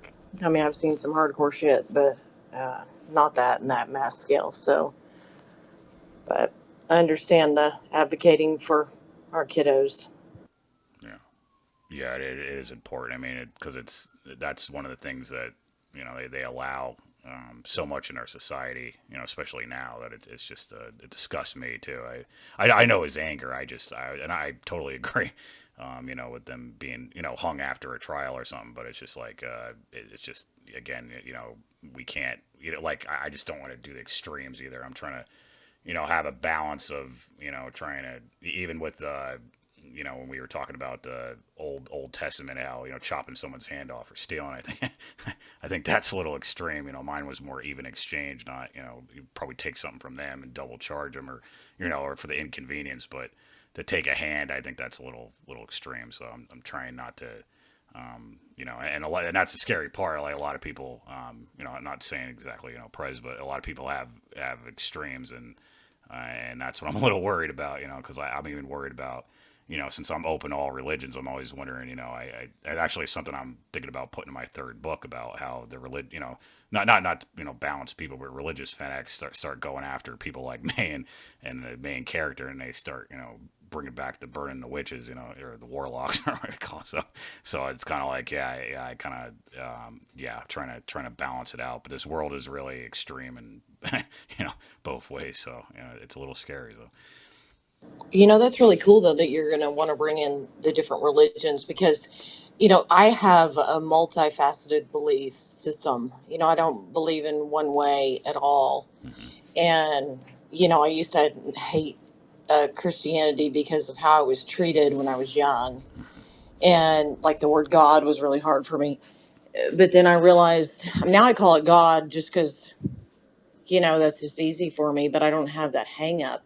Mm-hmm. But I mean, I believe in nature spirits and angels and gods and a lot of native stuff. And I've read all these things and Egyptian gods. I mean, all kinds of stuff that I'll just call on those energies to help me. And the thing is that's so sad is that, we hate each other for if we believe any differently than someone else. And this is what's really interesting because I've been in a lot of these UFO spaces lately. Mm-hmm. And the wild thing is, I found this fascinating because, I study people for a living. So I observe behavior and I listen and I'm like, huh. And a lot of these people they were bringing in to speak were hardcore Christian, and that saying that basically that we have to be Christian to be okay with all of this stuff, and that all these other people have done horrible things. When what about what was it? What, not the crucifixion? Whatever. Back in the day, whenever everybody killed everybody in the name of God, what was that called? Do you remember? Trying to think. Oh, go ahead. Crusade. Yep. Yes, the Oh Crusades. yes, yeah, Yeah, the the Crusades. Crusades. Yeah. It's like Okay. Yeah, All I right. have a big So, problem with. Yeah, and that's kind of coming back. I think that's kind of something they're extreme fanatics, not just people that practice it peacefully in their homes. I'm sure like Victor, I don't think he's like that, but yeah, they want to bring back this holy war. The Christians against the Muslims, the Jews against the Muslims, and and I really don't want to be part of any of that. I said in Facebook or something. I said, so if you guys are going to do that, I'm just going to watch, sit back and watch you kill each other because I'm not getting involved with that. I said, the only way I would ever fight anything is if it was a hypothetical surgical revolution, and then just getting rid of, people on the puppet masters and stuff, and trying to with evidence and all that stuff. But yeah, I refuse to fight a world war, a civil war, or a religious a crusade. So yeah, it's pretty crazy. It's coming back. It's like the past always repeats itself. So oh no, they do. Yeah, they say that it cycles, it recycles. And I went to this astrologer, this was years ago, and he was talking about how the United States is back in the cycle of Hitler. Like it's repeating the same pattern, mm-hmm. of the same, and so, we can overcome it. Like even Greg Braden talks about that. It's like a cycle repeats, but we can change it. We have opportunity to Yeah, change it. yeah, And as far as beliefs are concerned, the crazy thing is that people don't understand is that it's okay for you to believe strongly. Say, because see, like I don't believe in God outside of me. I don't believe God is going to come and save me. yeah, Okay, first of all, what I've read is and understand, and it's like, what's my savior? Say if I'm poor, my savior is abundance. If I'm sick, my savior is wellness. mm-hmm. That's the teachings that I understand that make sense to me, that are like, oh, because we are that, is to know that I am God. It's that, it's the kingdom is within, Yeah. and, it's funny because the guy that I read that I love dearly and he's not here anymore, but is Neville Goddard, and he talks about the marriage, Mm-hmm.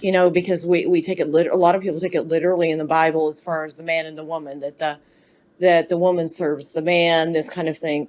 Well, he breaks it down into the subconscious and the conscious mind. That the subconscious mind is the feminine, is the woman, Mm-hmm. and the conscious mind is the masculine. Mm-hmm. And they make love at night. Mm-hmm. And whenever they agree the next day, then what manifests is what you want. But see, what happens is the conscious mind and the subconscious mind don't agree a lot of times. So then you get skewed manifestations into the world. And so that's what's so cool. Is like, wait a minute, it's not this literal thing where we think that this woman should serve the man. Oh yeah, You know. definitely. Yeah, I had a big problem. I mean, I was brought up, Norse, I guess, and I mean, we kind of a mix. My mom had some of the Christian stuff. She she put us in. I was in Catholic school for a year, but yeah, I never, believed in any one religion, and I do agree with you. To me, I think it's a God energy within in us ourselves. Just some kind of energy force. I don't think it's male or female or whatever it is, and I think and that's why I don't believe something, kind of saving us. I think that we need to use that. I think if this God energy force wants us to use that inside us and do it ourselves, that kind of thing, as long as we're not, hurting innocence or anything like that. So, yeah, I totally, yeah, I always had a big problem with that too. Like, and I think where it goes back to is the council of Narcia. I probably saying that wrong, but yeah, they kind of they were all male, all male. It seemed like an all male church, and I think I'm not saying I think that a lot of them were homosexuals, so they hated women, and they kind of twisted what Jesus said, and they kind of took things out, and King James too. He was kind of weird. I really can't stand the King James version of the Bible. I think that was definitely perverted. And I think he was actually homosexual, actually too. I mean, I'm not trying to, I know this would piss a lot of people off, but that's what I don't like the twist in it. I actually do. I like Jesus. I think he's a really cool guy, and I think a lot of got twisted, and I think a lot of he was saying that God was within, and not to worship a church. Basically, the church was out. In nature was God's church, and stuff like that. So yeah, I'm not. I'm kind of open, but I'm not like one of these Satanists or one of these Luciferians that like like, oh, I hate Jesus, well, fuck Jesus and all that. Because I think he was a good guy. I think there's many of them that have came down here. I think I mean it might be that even some of us here now on this point. I'm not saying I am or anybody, but we could be sort of like that. There could be a lot of them that come down to this earth to kind of teach people something, and he might have been one of many. So, but it's just my opinion. But yeah, so I agree with you 100%. I mean, there's Kuai Yin is a master. There's a lot of masters yeah, that are are still here to help us, and Jesus is just one of them. yeah, And it's really interesting. Now, I have to say this. This is kind of going back to what I was saying earlier a little bit. Whenever I was listening to some of those UFO things, I found it really interesting that a lot of the women that were sharing some of their experiences and their stories, they really went into, to me, now this is just my point of view, ego, like they were descendants of Christ and things like that, like the savior. So yeah, I think that's something to be really careful about, yeah. The is ego. that's why I really look at, wait a minute, we're all an aspect of the one Mm-hmm. energy that created us all. So not one fucking person is better than another. Yeah, we had Jesus here just to help us see what we are. We've also had, like I said, other masters to say, to know that I am God. Look at, it's a reflection. That's what a guru is. No. The guru knows they are love, Mm-hmm. and they're just there to show you the reflection of yourself Mm-hmm. No. until you actually integrate that in and believe it. And then, ascended masters will return to help us, so all of us are capable of that. It's just we're on that journey. So, anyway, Victor, what are you doing? I'm just right here, just listening to you. I know you got something to say.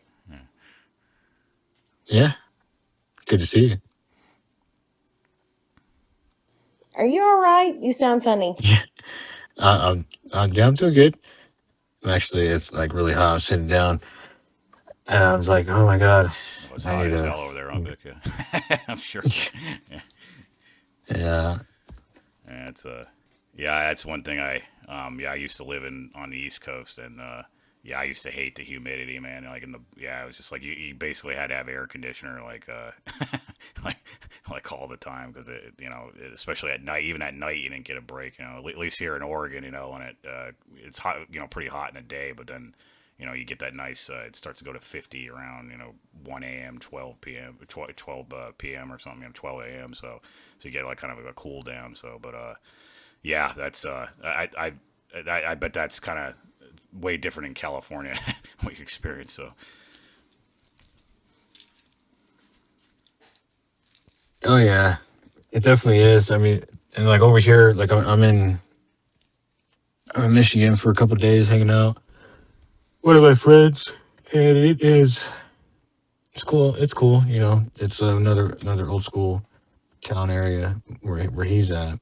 So we're kind of checking it out and just talking about different aspects of well, just operating throughout the city and trying to find a way to make it better, right? So 100% on that. Yeah, yeah. Yeah, that's what I like with Victor too. I didn't get into that too much, but the local areas, trying to better your local area and starting there is really important, and yeah, because you can do a lot in your local area. Federal stuff is kind of more complicated, but yeah, that's it's really important, and actually meeting people and physically and getting not staying on this app and everything. That's really important too. Like I'd love to meet Victor, but I'm about 3,000 miles away now. So, but yeah, he's an awesome guy. So, and I appreciate you co-hosting this, man. So I'm sorry I got a little I guess it got a little heated here. So, but I guess you're probably used to that's it. expected. Yeah, exactly. Yeah. You're good, Oh, brother. Yeah. It's just as long as Susie doesn't ever overtalk us again. So what I was gonna say, I'm just kidding. Go ahead, Susie. It's hard to tell. I'm like, oh shit, you were talking. Oh no, it's good. No, Victor's a sweetheart. Victor knows how to handle conflict pretty good. And congratulations on doing your first space, dear. Oh, thank you, Susie. Yeah, yeah, it's pretty awesome. Yeah, you guys. I'm glad a couple people came in here and we had a good discussion. I was a little nervous at first, like it was something's kind of going wrong and unexpected. I didn't see the record button going because I swore I saw it and then it started going and I was like, okay, yeah. So I was getting, I kind of had like I have all my notes and I was kind of like this crazy guy trying to get it all together. But I feel a lot more comfortable now, once we started discussing this stuff. So, but yeah, I'm sure everybody gets that the butterfly is the first space. So, so yeah, thank you. Oh well, of course. It's you're doing it the first time. There's always that discomfort, especially if you're not used to speaking. Which I know you spoke before. Yeah. But still something new. Yeah. And you sent that to me, and you're like, my first space. I was like, okay, because I was listening to somebody on Anonymous. I can't even remember who the hell, just for a minute, and I was like, I better check. So especially to support you because I know that it's uncomfortable at first, and if you want to, this is something you want to do, and you want to get your point of view out, especially since you've written that book and you're working on another one. Yeah. I was like, and then I saw Victor's co-host. I was like, oh, Victor's helping out. That's so cool. Yeah. So, and then what's it, Prez? He's easy to Don't say it. talk to. Go ahead, Susie. Say it, Susie. Say it. The counter. I'm like, whoa, hold up there, motherfucker. Okay, yes, it's okay. You have your view, but hang on, look at this. Yeah, Victor's awesome, man. I was telling him like when you go into his spaces, he's almost like a monk or something.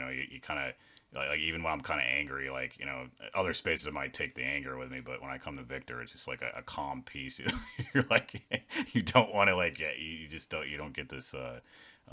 Like it goes away. So yeah, he's awesome, man. He probably was a monk in another life or something, So, Oh, dude, he's like a walk-in, and he doesn't. Well, he realizes it, but he has a hypnotic voice, and he uses hypnotic yeah. music as well. I'm not necessarily thinking that is 100% strategy, but it works, and he goes into his lovely monologues. Yeah.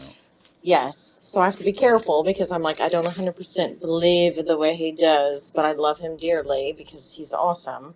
So I have to go, okay, wait, hold up. But he handles himself beautifully, and he can even handle some really hard people on this app. They don't fight with him.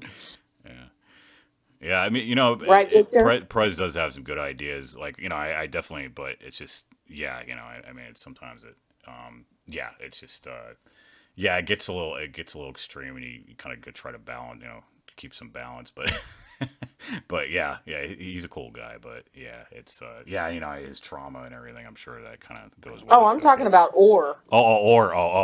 King Or. You talking about? Or I think Yes. Oh yeah. Oh yeah. I heard that guy before. Yeah. I'll tell you. I'll tell you some things as far as why Prez left offline. But by the way, Susie, thank you for saying that. And I did someone came to my space the other day, or it was yesterday when I was in my regular account, and which by the way, after Verizon they disconnected my number and then they reactivated it later, and like my accounts, like I couldn't get in my account. It's like that happens, and so that is what it is. But this lady came in, she's basically saying, she's like, I know why you're playing the music. Like, she's basically saying like she knows why I'm playing the music, and it's to I guess get people like seduced or whatever. And I was like, please tell me, explain it to me. Why am I playing this music? Why am I playing this song specifically? And it's like she's came to my space like 3 other times and done that. She tried to act like, oh, this is the first time I come across you. I was like, lady, I was like, come on. Like, I may be like I may act like an asshole like a lot. I was like, but like let's just get the facts out of the way. I was like, you are way too old to be playing these stupid games.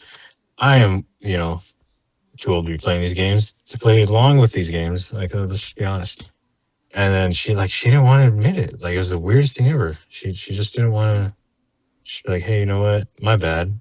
I thought you were doing this way." Yeah, that's And yeah, it was strange, but it happens, bro. That's why, that's one thing I wanted to talk to you about. Well, we'll talk again for the space for you through your next space. Is that mhm. you ultimately have the final say, so you decide where it's gonna go. That's why I had to nip it in the butt right away. I was like, "Hey, just don't over talk the host, brother." Yeah. Oh yeah, I And appreciate that, man. he Yeah. doesn't really like that. Yeah. But go ahead, bro. Yeah. I mean, what was I gonna say? Um, damn, trying to remember what I was gonna say. Kind of. Yeah. King Or. No, it wasn't. It was something. I'm trying to. Well, I'll sit on it for a little bit, but I'll talk and you can yeah. think. Okay. So who was this lady, Victor, that she was trying to accuse you because of how you're playing things? I have no idea who she is. She just comes around randomly and tries to act like she's always barely discovering my space, which I'm like, okay. It's Well, somebody that hangs out with Roger. No. I guess I'm not sure. well, I have to say, okay, because obviously I know you. So the thing is that I know your heart is good. You play things. I just say because I'm a hypnotherapist, so I understand things at a deeper level, and you're not you have an intention on what you want to do and what you want to expose and what you want to share. That is what you need to do for you, and because you've been led that direction. I mean, that is your mission in this lifetime. And so just know when I say that, I'm just more giving you shit because No, you mean it. You mean it, Susie. I And mean you it know because what? I'm I'm being just a like, my bitch. goodness. No, but no, I'm just saying that, like, I just don't align 100%. Not that I don't align, not that I don't see it. What you're talking Do about, you I want to fight, just Susie? no, no. Do you want to fight me? Come over and I'm gonna kick your ass. No, no, no, no, no, no. Actually, I appreciate you a lot, but I'm just trying to say I'm just that kidding. I know you are. You're fucking with me. That's good. I like it. Not yet. But yeah, I mean, as you know, on here, everybody's going to get met with some adversity because somebody's going to fucking disagree. And the thing is that you're not sitting face to face. It's just like I brought up Orr, and, and I kind of gave Sarah Beth some shit because Mav had a space and he had a What happened? store. Huh? Sorry, I didn't mean to cut you out. I was saying what happened. Go ahead, though. Oh, Mav had a space. This was, I don't know, last week. So Mav had a space and he had a storm and it was going pretty good and was cool, and then he lost connection. So Sarah Beth and I was right in the middle of talking about something, and then she was like, oh, if it cuts out we'll start another one. So they started another one. I can't remember who it was with. I don't know, but anyway, Sarah Beth was co-hosting, and then this other dude was, I can't remember who it was, but anyway, or jumps in there. You know what I mean? Like, and he just fucking, of course, disrupts the whole goddamn thing. And she doesn't do anything about it. Now, granted, she's the co-host, but still, it was just like, oh my gosh. So I kind of like messaged her, and I was just like, what the fuck? And but it's just realizing on here, because people aren't face to face. A lot of people will put up with shit. Too much shit. And like, oh, it's okay. They just have mental health problems. Blah blah blah blah. Just like we were talking about earlier. Yeah, I mean, pedophilia, that kind of thing. Yeah, okay. Yeah, we can't let it happen. We have to have boundaries in some way to help this. It's just like some crazy mental health issues. You gotta have boundaries. Yeah. Well, definitely evidence. Yeah, that's definitely what you gotta have. And oh, I remember what I was gonna say with Victor. Yeah, actually, yeah, some of that music you played, man. I remember. Damn, there's that one song that they always played in documentaries, and like I always used to get enchanted by that song. I used to fucking love that song. I was like a weirdo, but I'd listen to it like 10 times. I was like, oh man, that's cool. Yeah, I mean, I think a lot of Which song was it? I'm trying to. I don't even know what the name of it is. I'm not good at names, but it was like din-na-na-na, din-na-na-na, din-na-na-na, I don't know, something like that. Like it goes and fuck, they used it like in documentaries all the time. Like I think yeah, I'm not good with names. For some reason I'm So bad with is names. it classical style or is it like Um, ambient? Probably yeah. I'd say it was probably ambient, or it was kind of like a was it kind of like techno? I'm trying to think. Oh, okay, gotcha. It's like a God. What is it? Blade Runner style. There you go, like a Blade Runner. I think It's like a that's what Blade it was. Runner Yeah, ambient. yeah, Yeah, those are my favorite kind. Go ahead. yeah, yeah. I think it was like I think actually Anonymous. I think used to use a lot of that in there. Well, conspiracy docs. Yeah, it was. Oh, you're talking. Yeah, Are you talking about the Club to Death Matrix one? probably. Yeah, I'd have to hear it, but yeah, it sounds kind of familiar. Yeah, I'm actually horrible at songs. Like even when I was I always listen to. I got made fun of it because I used to like a lot of classical. I like techno and stuff, but I didn't like rap and and certain things. Some rock, a lot of '60s stuff. I liked a lot of my parents' music. But I was never good at remembering, their names or there's some things, but yeah, I was kind of like, I don't even know if I had that certain thing called, God damn, I don't know the name. There's a thing where you kind of, something that you can't enjoy. Like I enjoy music, but it's something you can't enjoy music or some kind of auto something, I don't know, something like that. But, like I do enjoy it, but it's just kind of like, I'm kind of like, weird about it, I guess. Like I don't, yeah, but yeah, but certain things like techno and that song and certain music I do like. So Victor has the best music. yeah, Okay, I'm sorry, Victor. I love Justin, but his music sucks. As far as I mean, I don't I'm like gonna it. call him right now. Call him right now. Tell him I'm just kidding. his music sucks. I can't handle his intro. No, but actually, Victor, when he started playing, like I started listening to a lot of his spaces, and he'll do that 20 minute yeah, thing, or usually it says it's 20 minutes. It's like 45. But I would listen to that and draw, and then I like, oh wait, I love the blues, and because he likes a lot of that stuff too, yeah. and so That's why I love I that shit. love it. Yeah, yeah, Oh yeah, but it's funny is that you say, I can't believe you don't like rap music. Come on now. yeah. I couldn't stand it. I always thought I was like born in the wrong time period. Like I felt like I was should have been born in the '60s or '70s. So, Oh, I love that shit too. And I yeah. was born in the 70s. Oh I wow. was born in the Well, you were 70s, lucky. and You were lucky. Yeah. no, but I remember all my parents' music is some of the best stuff. That's actually the names of the Mm. artists that I remember. I don't really remember a lot. Well, I can some of them a little bit when I was in high school, but besides that, I mean the ones that stick hardcore, and that's because of our brain development, which was really cool. Is like the Eagles, Queen, old school stuff. Even the like, oh God, bebop shit. You know. I guess some of Will Smith. I guess I do kind of like some of his. There's maybe a few rap songs I'm okay with, but yeah, I just most of it I'm not a big fan. But I do like some of our music, like techno. A lot of techno from the You gotta learn to 2000s, take your 90s. booty, then you'll be liking the rap music. Yeah, that's right. Yeah. Right, Victor? Victor, where did you go?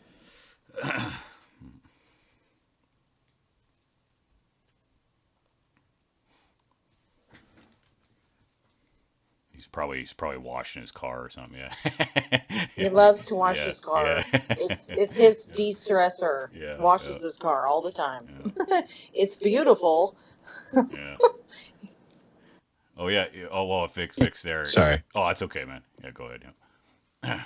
Were you washing Oh your no, car? I was trying to connect my headset and it was like not connecting. So I was like, great. And yeah, but I'm here. Oh, how did that lawsuit go when you sued them for your car in California? Is that still going on, or what's going on with that? It's still going on. That's the thing, and that's the thing I've been like really wanting to get to. Aside from this damn Verizon thing, and finally I'm at a point now where I can like just about like hand it all off, like everything to these regulatory agencies, and let them put the pressure on them. And I'm probably just going to end up, I don't want to. And the only reason why I don't want to, as far as, handing it off to a law firm for the Verizon issue, is because the rate's going to get jacked. Like, as far as it's going to, we are then going to pay. And the only reason why I don't want to do that is because I would just rather get to the monetary amount that I already told them, have them pay that, and then of course acknowledge what they did and what else they're doing. That was one of the things in my demands, as far as like to acknowledge all the other people your company continues to fuck over. Like, I made it abundantly clear to them. I was like, I wouldn't have even taken another look if I didn't come across these other stories. I would have been pissed, and I would have had them, like, credit me for like whatever for like a month, whatever they were messing up.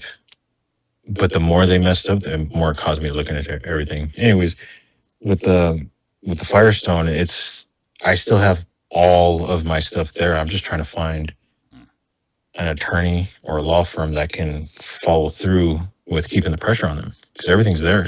I've done 95% of the pre-litigation work. I've done all the footwork before they, do God knows what.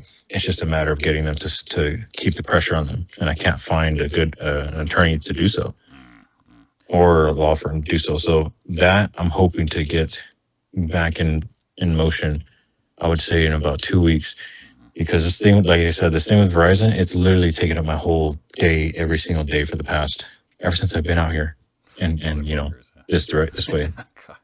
Yeah, man, that's man, yeah. Actually, I think I was telling you about that. The track phone I was having problems with. I had to go through three fucking days. First they said it was going to take like 24 or no 36 hours to activate it, and then they never gave me the, like, he said, oh, and then I called back and he said it was activated, nothing happened, and then I had to call Consumer Cellular, the supervisor, and they want to give me a supervisor. So then she called them, and then the guy finally was like, "Oh, here's the code." And I said, "Well, you guys said it was activated. He never gave me the code, and it was unlocked in like a day." And then I found out that that actually, I think TrackPhone is Verizon. I think they own it. I think too. So it said something about Verizon. So yeah, those fuckers are. And actually, my parents used to have that when I was a kid. Like they were customers since like 2000. And they wouldn't give them any deals. It was ridiculous. They raised the rate. Like these phones, you had to buy it. It used to be like you get a free phone or something after a couple of years, and then they wanted to, you fork in like $1,000 or pay monthly, and we're like, fuck you, Like my parents and me, we got rid of them. So it was just like, but yeah, Verizon's a bunch of assholes. So yeah, I hope that's and, and it sucks, and that's another thing that's corrupt in this. It's corrupt in this system. It's like. It seems like mostly rich people can only, defend themselves, because you got to get these fucking lawyers. Oh, bro. Yeah. So it's, yeah. Their entire structure is literally designed to make you like just be fed up and just let them give you the lowest amount of like, oh, it's like that elderly lady. She was getting like, she probably got screwed over probably for, I think, maybe like $2,300, and their remedy was like a $20 credit that equated to $80 total, spread, broken down in a couple months. And I was like, what? Stuff like that. Like when this neighbor, I guess, that decided to help her, he was pissed. He was explaining it. I was like, that is unacceptable. And there was just many stories like that. And so what I come to like really like a conclusion with them is that they literally have their support system designed to where it's just designed to wear you out. Yep. That's all it is. It's not there to support you. Nope. It's just made to just wear you down, because you're already dealing with God knows what in your life, and then you got to deal with them, where they put you in this endless loop almost. Like once you piss them off, you're fucked. Like as far as getting through to any type of actual help. The problem with me is I made up my mind, and I told them that. I said, you guys are too used to walking over people and them just giving up because they got everything else going on. I said, you have to deal with me. I said, you're fucked now. I said, you guys are totally fucked. And then the thing I told them, I said, I told them for 65 days, you guys were just dealing with me. I read into your policies. I read into everything about you that I could. And I talked to your crooked ass support people in the chat support and all that. I said, now you're going to deal with me plus 4 virtual agents that I designed over the past 100 days. I was like, you thought I was some type of an annoyance before. I was like, you have no idea what's going to happen. You don't. I was like, you guys are fucked. Yeah. And the hubris, the corporate hubris, these people are so like high class assholes. This guy that's a executive, he's like his title's like executive senior analyst of the corporate fucking whatever the hell. He's this meat smoking machine. This dude emails me, and he literally, by the terms of what their contract states, he says something that just holds that puts Verizon in a corner to just get bitch slapped by the evidence that I have stacked against them. And he doesn't even know it. Like it's as if he glanced at the things of what I showed them. Like, hey, your representative was committing acts of subterfuge, misrepresentation, and let's not forget about the fraud. Let's not forget about the scrubbing and sanitizing of all the files here that they didn't know I kept a record of. Yeah. And he just ignored it. Yeah. And he confidently said something, and I was like, "Oh, thank you for saying that. By the way, here's the evidence that shows what you're saying is your information's outdated. Please get with your team before you respond to me ever again, and then you can find out where you stand at, and I stand at." Yeah. And I pretty much just told him like, "Don't do that." I was like, "Don't do that with me. Go ahead, bro." Oh, it's okay. Yeah. They should pay you for the time that they fucking waste. Oh, they're going to. Oh, good. Well, good. I hope they do. Yeah, because yeah. Fuckers. Yeah. God. Go ahead. Oh yeah, and yeah, I like with the smart meter that I don't know. I think I was telling you about that, but I had, geez, it was like 2019 or something, 18, yeah, something like that. But yeah, I went through. Yeah, I complained to the what the hell is that? It's just fucking power. There's a power council or something for energy or something you have to call. Damn, what the fuck is that called? Well, what? Anyways, I was like, I was even talking to senators. I was sending emails. I was like, and I would record everything. I would record everything they were saying on the voice recorder and try to use it. And it's still, I couldn't. They just cock blocked me. And then I found out it went all the way up to the UN. So even if you got to your, you couldn't.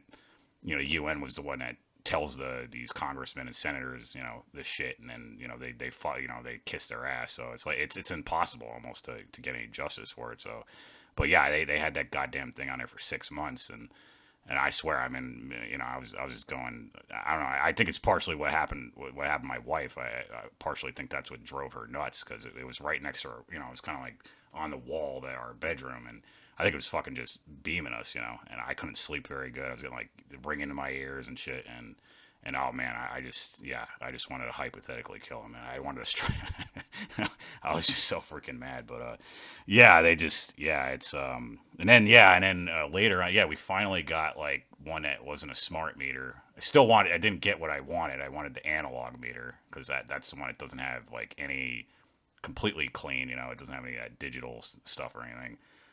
But they wouldn't agree to that. But they did put one on. It was like, I don't know, like 20 years old, kind of. It was Itron something, but it didn't have. I know it didn't have that, new stuff on it. And then a couple years later, it stopped working, and then the fucker he replaced it with like he said it wasn't a smart meter, but it was the same brand, but like he said, oh, the transmitter chip was taken out, and I was like, yeah, right, you fucking asshole. And then they've never. I tried calling them for months, and they won't put back the other one. It's just like, I mean, luckily I live in the cabin. That's one of the reasons I started building the cabin too, to get the fuck away from that smart meter. And so now, yeah, I don't have to worry about it. Like I'm kind of a weirdo. Like over there, like I don't even have my cell phone. Like I put it like, I don't know, like 300 freaking feet away from the cabin, take the battery out, and and I like put it in like tin foil and shit. And yeah, it's like, but now like I got to get a new phone pretty soon, and all the phones have the battery soldered in, and you can't take the fucking battery out. And they were doing that with laptops too, so I was like, you motherfuckers, So, I mean, I know there's like a little battery still. There's like a little like it's like a watch battery or something they have in there. I guess it still could communicate, but yeah, I don't know. It just really pisses me off. So I know how you feel, man. It's hard to get any justice for these bastards. So It's just consistency. That's all. And when it comes to something like that in regards to the Department of Energy, yeah, those pole smoking machines, you got to have numbers. You got to have numbers. That's the best way to do it.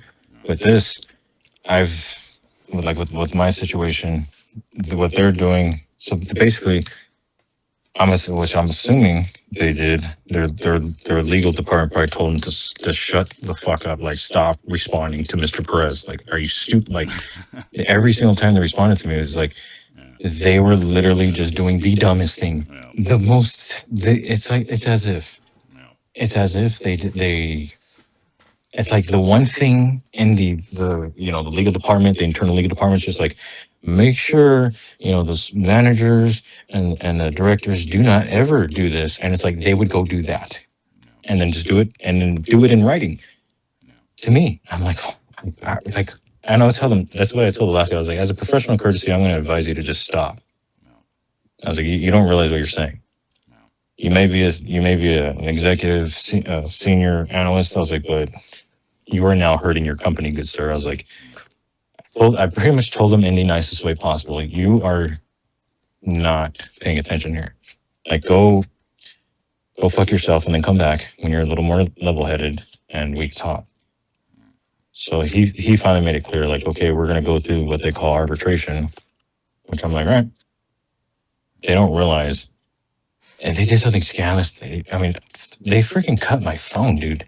They disconnected my phone. But not only did they disconnect my phone, they did it within 24 hours of submitting the complaint to it's a AAA arbitration, which is like illegal as fuck. Jesus Christ. And I'm more interested now to see what happens. So I made like a social media NDA friendly version of just kind of showing how fucking corrupt this Verizon Wireless Cellco partnership, Shell Corporation is. And I gotta wait until that starts that way so I could post that on social media and just let people know, like, hey, share your story. Let them know what you really think. Yeah. That's what it comes down to, bringing people together, just shining a light on it. Yeah, yeah, yeah. That's definitely the thing. Yeah, you get the more people unite together, and yeah, then they get really scared about it. Yes.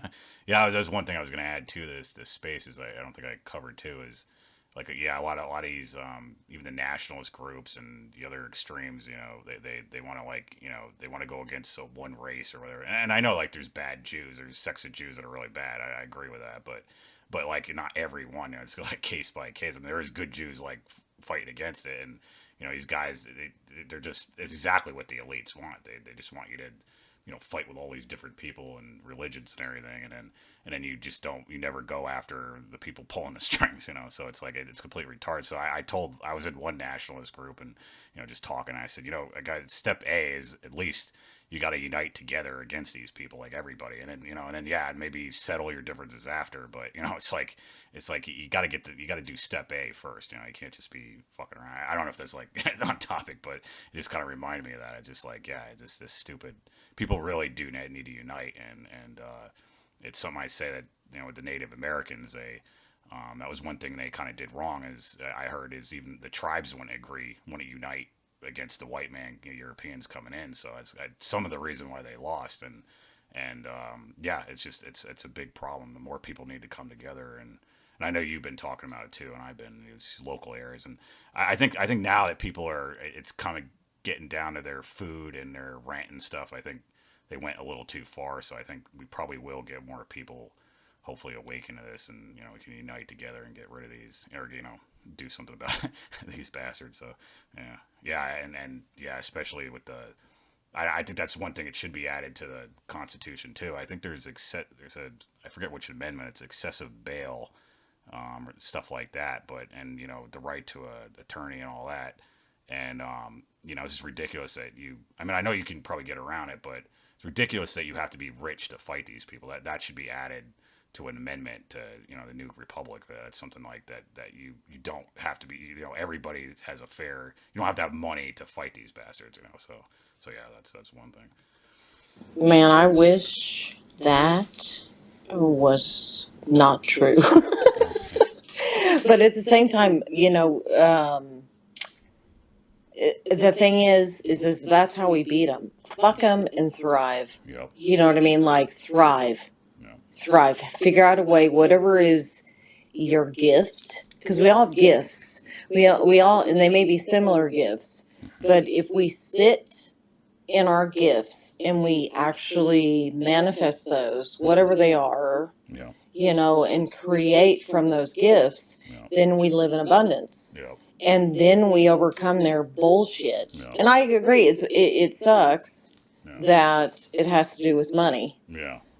But that's what we've all agreed upon at some level of Yeah. our consciousness, that money is an exchange for goods. Yeah. Yeah. And I personally have had people want to trade with me, and I don't like it because it's like, it's not equal.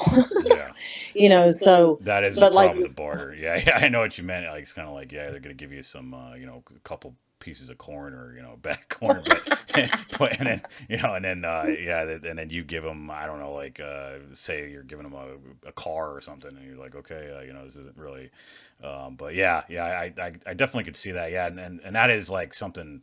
I kind of struggle with too, because I do kind of hate money, but there's this extreme, like where, I mean, there's a reality that you need money to survive now. That's just the way it is, and you got to pay your bills and all that shit and stuff. So it's kind of like, it can't go to any like going. So some people are like, I've had argument, like they were like, oh yeah, Curtis, you should be just doing this all for free, and I was like, well, at least I'm not working for some corporation. I'm actually trying to do something good, and what's wrong with making a little money as long as you're not being greedy about it. And they kind of like, they're like, no money and everything. But then I find out this other guy attacked me on that. He's got like, he's selling books. He's got a bookstore and he's selling books for money. I said, well, you're kind of selling knowledge for money there too. I mean, you gotta pay for your store and stuff like that. So there's kind of like an imbalance of it.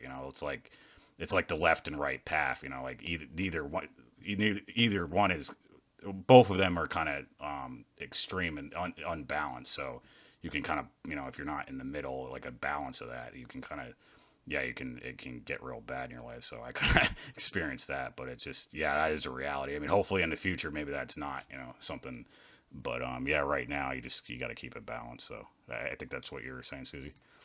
well, actually, it's more of a belief about money, because Yeah. we think money is the evil, which money isn't the evil at all. Yeah. Money is what other people have done with money. Yeah. It's like there are wealthy people who do really good things with money. Oh, 100%. So it's our own internal belief about it. So, like, I've worked with gamblers over the years. I've also had money struggles. I was raised, with like no money, a lot of money, no money, and then living beyond means, all kinds of weird beliefs about money, that money was evil, and so if we look at those beliefs about it, then we realize it's just an energy, and it's a never ending, it's an ultimate, if you look at it energetically, if you think about this seriously, it's like if you can conceptualize it, it's an energy, so it's never ending. Yeah. It doesn't stop. There's never not enough. Now, I can intellectually conceptualize this. I haven't fully embodied it yet, but I'm definitely in that path, in that pathway. It's just like you were talking about. Like, I do healing work. Okay, so I have been trained. Oh, oh, it's okay. You give your services away for free. I even was in an ethics course at one point in time. Said, oh, if their insurance doesn't pay, then you should give them services for free. Yeah, And yeah. it's How what could I. you do? Yeah, I know. It's ridiculous. Yeah, It's and bullshit. yeah. I mean, because I worked with when I worked with gamblers, we had a government contract through the agency I worked with, and they got services for free. But see, since they didn't have any money in the game, they didn't have anything invested. Very few of them shifted Yeah. because they weren't investing. It's like it's a transference of energy if you think about it.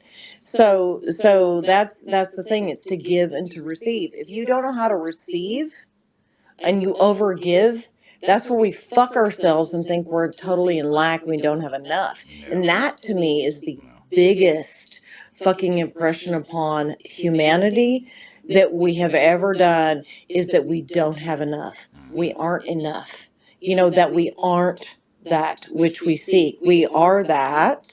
And so that is that we shift that consciousness, then we will manifest, align with that abundance. And then we don't have to worry about getting fucked over. Yeah. We don't have to worry about fighting these organizations Yeah. and things like that are fucking us over. Yeah. You know, because we believe within ourselves that we are that abundance. It's like this inside job, you know, and so it's easier said than done. I mean, I can say it. I mean, I haven't fully manifested it or aligned with it yet, but I understand it intellectually. I'm just moving it down into my body, you know, and so but I do know it works because I've watched it work. Yeah.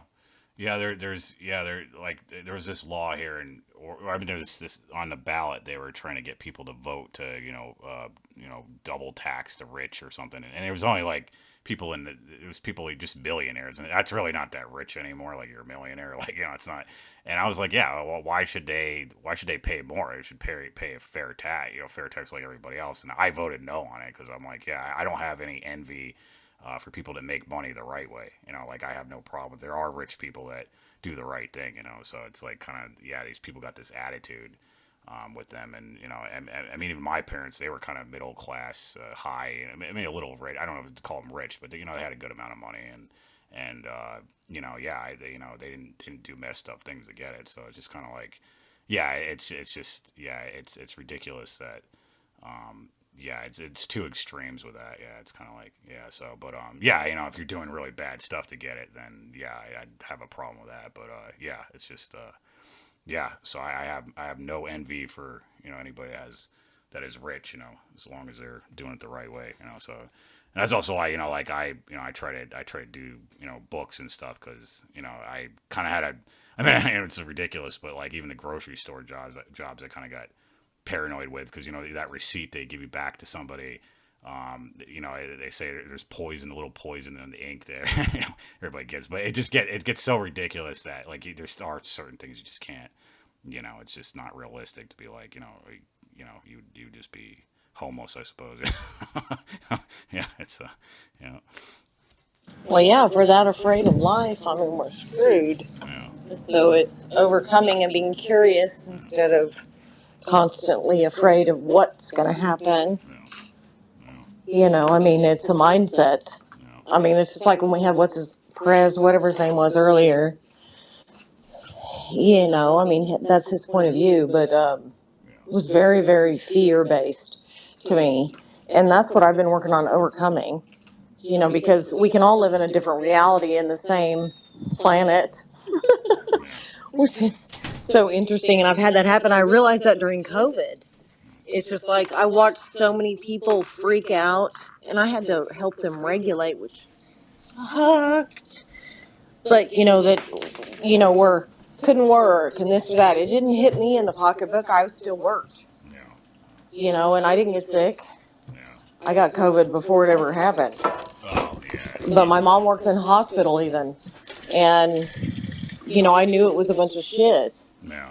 I mean, I wasn't saying it was all because people did die. I mean, my mom worked in the hospital that was designated for COVID here, and it wasn't full. There was like Yeah, 3 floors. oh yeah, you don't have to convince me of that. Yeah, I was totally against that COVID fraud crap. Yeah, I didn't wear the mask, and I got kicked out of places all the time, and I would refuse. I didn't take any of the vaccines, and I don't know. And I always point this out, but some of the people were saying, yeah, it was never. There's no, and I looked it too. There was no. It was in my book too. There was no proof that COVID was ever isolated. So there's that, and the COVID-19, and then all the flu numbers just disappeared. And I don't know. In my opinion on it is, I think it was some chemical that was sprayed. It was more of a chemical than a virus. But I mean that's what some people are saying. But I just I don't believe it at all, the COVID-19 thing. So, and I never got I got flus before, but I never got it. So I kind of.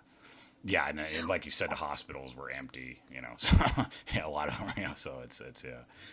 I mean, there were a lot of people that did die. I mean, they had a semi out behind there, but Yeah. but the thing is that COVID it's the power of yeah. influence. Yeah. that's the thing. It's just like they'll tell you, oh, you're going to get the flu. You're going to get the flu. You're going to get the flu. And they'll advertise, I get your flu shot. Yeah. I go, I actually, the only medication I take is thyroid medication, which I've been on since I was like 20, which I've worked on getting off of, but haven't got there yet. Oh, dude. Always ask me, do you want your vaccine? Do you want to get a vaccine? Do you want to get a vaccine? Do you want to... I'm like, no. Yeah. You know, my son has had very few. He had a few whenever he was young, after he was 2, and then I stopped those. But it's psychological. It's hypnosis. I mean, like I said, I'm trained in that, and they convince you that you're going to get this thing, and so you will literally get that thing if you're that scared. Because that's what I did with clients coming in. They were terrified. You know, and so that's the thing is that that's where I go back to the sovereignty. It's like if you know yourself and you stay grounded in yourself, you know, because yes, we're all one, but I mean, in your container within you, then you can separate from the absolute insanity around you. And it's like being in the eye of the storm and the tornado. We have tornadoes all the time here. And you get in the middle of the storm and it's quiet. You know, so that's, if we can do that individually, then that spreads to each person we touch. Yeah. And they go, oh, I see that person. Like it's the energy that you emit. You literally help that person realize that without even saying a damn word. Yeah. You know. Yeah. Unfortunately, when I was born like 1987, and fortunately, that was like right after the year 1986, the Vaccine Protection Act, and actually Fauci was involved. I was talking to Victor about it, and you know, my parents, you know, there was no internet, so they didn't know about it, you know, so they did give me the MMR vaccine, and I think that's what kind of led to my social anxiety. So I think, I was really mad about that. But after, you know. I don't know. Maybe they might have given me a few vaccines before 13, or maybe in like middle school. But when I learned like in high school about how bad were they. I never took a flu shot or anything after that. That was like, I don't know. It was like 20. What was it? 20 years ago? Yeah. Now, so I haven't taken anything. And I especially didn't take the mRNA COVID-19 vaccine, gene therapy. I mean, actually, it's a gene therapy vaccine. It's not even really a vaccine, but gene therapy injection. So yeah, I didn't take that or any flu shots or anything like that. But yeah, I'm still pretty.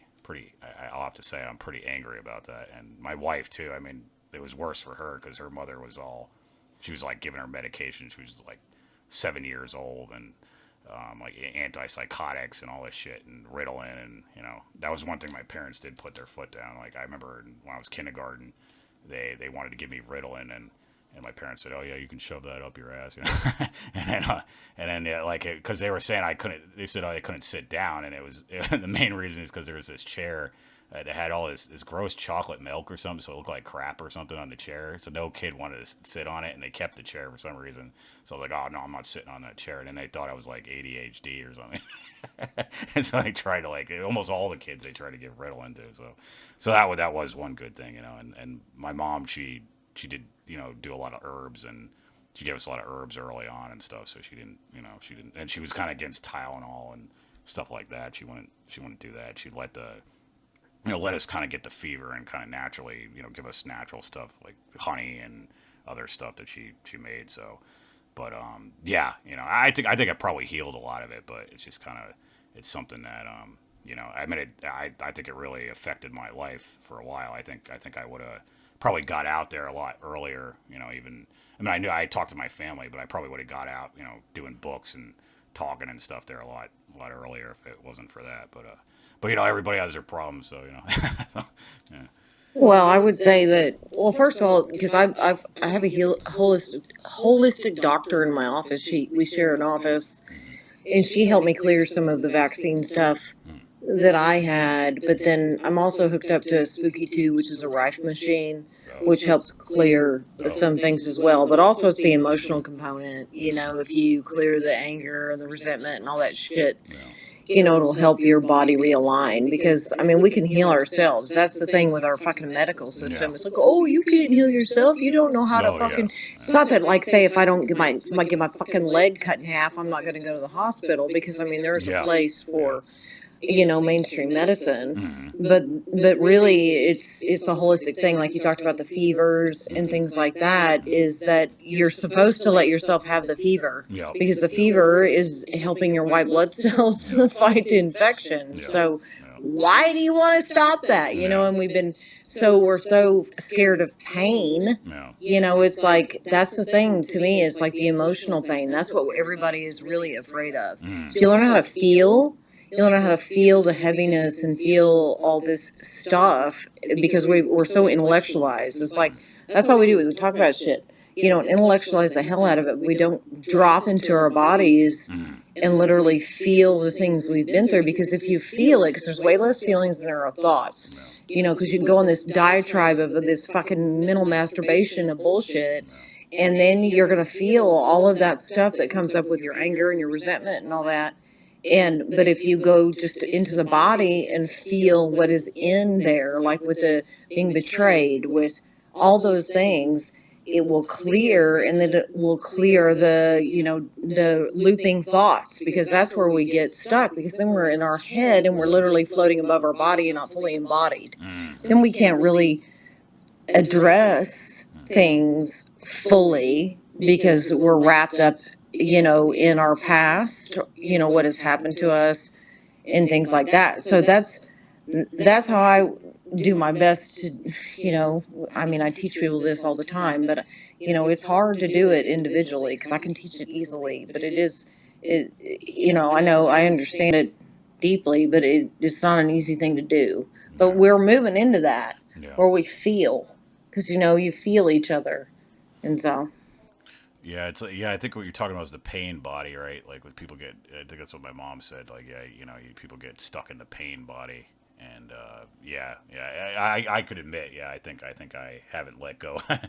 I do have a lot of anger about things, So, but I'm also kind of like, I'm also kind of worried to get rid of it completely, because I'm not saying you're saying that, but I kind of think of that Star Trek when Kirk is there's the one guy that who is it? Spock's brother. So I think it's the third Star Trek or something, or the second one, I think. And he's like, "Oh, get rid of all your pain," and then it's like Kirk, and then Kirk's like, "No, I need my pain. That's what helps me, fight or something. I need that, And then, I mean, that could be, that could be programmed in the movie too. But I always kind of, I mean, yeah, you don't want to be, I guess you got to keep a balance with it. But I also sometimes I feel like I hope it's not a pacification, kind of like where you don't, fight again. I'm not saying you're saying that. I'm just saying the extreme part of it. I kind of, that's one thing I'm kind of a little bit, a little worried about. But yeah, I do need to get rid of some anger. Oh, well, I understand that too, but it's not, like I was saying, is I've gone to healers to help me Oh support yeah. my body, Oh, okay. which helped me clear my feelings. Yeah. So, there's the physical, the emotional, the astral, there's so many different layers of our field Yeah. that we get things stored in. So it's, yeah, but the emotional part, if you're, I haven't been that, you know, capable of doing it just without help. Oh yeah. I've had to have help Yeah. on the other layers, Yeah. to get through it. And like I said, like, because it cleared, I had all kinds of things with vaccines come up, and I had meningitis in my field. I had Lyme disease, and that got cleared with the spooky. But if I would have went to a regular mainstream doctor, they would have been Mm. like, "I don't know what the hell, you're fine. Just take Oh some yeah. fucking more thyroid medicine." Yeah. They just don't understand, because they don't operate that way. Yeah. So there's always ways, but we're still learning, Yeah. on how to do this and how to be fully embodied. It's a process, Yeah. to say the least. Yeah, my brother actually, yeah, he got schizophrenia like about his early 20s, and and later on we found out that he did have Lyme disease, and the doctor he didn't he well, he said he had Lyme disease. He gave him a few things, and he said, "Oh, okay, that should be good enough." And I said, "Well, aren't you going to do the blood test to make sure it's gone?" And the idiot never did anything. He never checked if it was actually gone. So I kind of like, yeah, I was like, yeah. And then my brother's, fortunately, is still, I'm not going to go in all detail about it, but yeah, he's still pretty messed up. But they keep on, putting him, it's not in our control anymore. But they keep on you know, the place he's at, like the institution or whatever, they keep on giving, you know, these crap drugs, or, you know, probably keeping them sick instead of. That's why I wish, like, I know sometimes, like, some of these mental people, you know, so they don't hurt people, they got to restrain them and stuff, but they always give them these cocktail of crap instead of good things. Like, you know, I wish it could be like one of those natural places, you know, or something like that, where they could, you know, give them good stuff, you know, instead of all this crap. But yeah, that's You know, that's so sad because, okay, because I don't operate like a normal counselor, and um, I'd read this article not too. This was years ago, but in tribes and like more primitive places around the earth where they still understand connection with the earth, is that whenever somebody is the article was about this man that was schizophrenic, and they took him into a tribe and they helped him integrate the energies that were coming through him, mm, and then he was fine and he could function. oh, And so, see, like, I get a lot of clients who are mediums. A lot of my clients have medium energy, and I can see it in their eyes. mm, They connect with dead people. I don't necessarily connect with dead people. I connect with spirit, and I see things. I'm not necessarily a medium or a psychic, I could say, but it sucks in our mental health system because they go, oh, well, you're just fucking crazy. yeah, yeah, But you can tell somebody who's schizophrenic by looking, well, at least I can, by mm, looking at their eyes, because you can tell they have other energies that are mm, floating around and they don't know what the hell to do with it. mm, And our yeah, society just thinks they're nuts when actually they're gifted, yeah, yeah, but we've screwed them up. yep. you Oh yeah, know? yeah. Don't get me wrong. Yeah, my brother is. Yeah, he's highly intelligent, and he was actually in all this conspiracy when he was real young too. I used to talk about a lot of this stuff with him, and yeah, yeah. I don't think it's so much just chemical. Yeah, I think he's in touch with other dimensions. You know, it's like tuning a radio. You know, like I think he's in tune with, you know, different dimensions or something, but they kind of maybe got mixed up. They're all mixed up at once, I think, and then I think he's stuck in between it or something like so. Yeah, I totally agree with that. Yeah, that's what's kind of sucks. So it's probably some spiritual thing too. Yeah, yeah, I agree Well, with yeah, that. the veil between their veil is like not solid. So Mm, then they're flowing in between, and then they don't know what to do with all of that. yep. So yeah, I mean, I agree 100%. But it does suck. But I mean, Mm, it's like, if they don't have the support and the understanding to realize what's going on, then yep. they're gonna just literally feel crazy Yep. because they experience things as happening outside of themselves. Yeah. Yeah. Even my wife too. I mean, you know, she kind of talks at things like, you know, not just talks. I mean, she kind of has some voices she talks to, and then, you know, I guess they would call it kind of multiple personality. But I do think she actually does speak to real spirits. And the problem is, I don't think she protects herself enough. And I've been kind of telling her, like, you got to be kind of careful, like, don't be letting things in. You know, I don't know if her parents ever taught her that. You know, my parents kind of said, you know, put a white light around you, kind of protect yourself. And yeah, she yeah, I don't know. I think she kind of opened herself up to things, you know, that she. So I think that's the problem too. But no, I don't think she's really crazy. I think it's just she's just got to tell some of these spirits, hey, you know, you know, this is my body, you know, like kind of like, you know, you know, you can, you know, help me or tell me things, but no, don't come in my body. I think that's what's going on though. So Well, right. That goes to the sovereignty. I've got a client like that, and I'll remind her, I'm like, that's your body. You yeah, claim your body, yeah, that's yours, and then you have the right to say when someone or something speaks to you. But see, we have to be careful too. Depends on, mm. because it can be related to past trauma as well. Oh yeah, Is you'll get entities, they're beings without bodies, and they'll oh yeah, attach to yeah, your field, and then they'll speak to you. yeah, So, but really, it's an aspect of your own consciousness. And if mm-hmm, you realize it's an aspect of your own consciousness and it's your past trauma, mm, then you can face it and it doesn't terrify you so bad. Because that's the yeah, problem is it'll scare the shit out of people, yeah, and then they will run. oh They'll yeah, run, they'll hide, or they'll do whatever they can to try to stop it mm-hmm, when they just need to face it. Because yeah, if you face it, it integrates if it needs to, or it'll go away. I mean, I've had that happen. I had an attachment when I was 12. I've had things come off of me as an adult and all kinds of wild shit. And but the thing is it typically it just feeds the fear narrative, and that's what keeps it locked in, which is unfortunate. Yeah.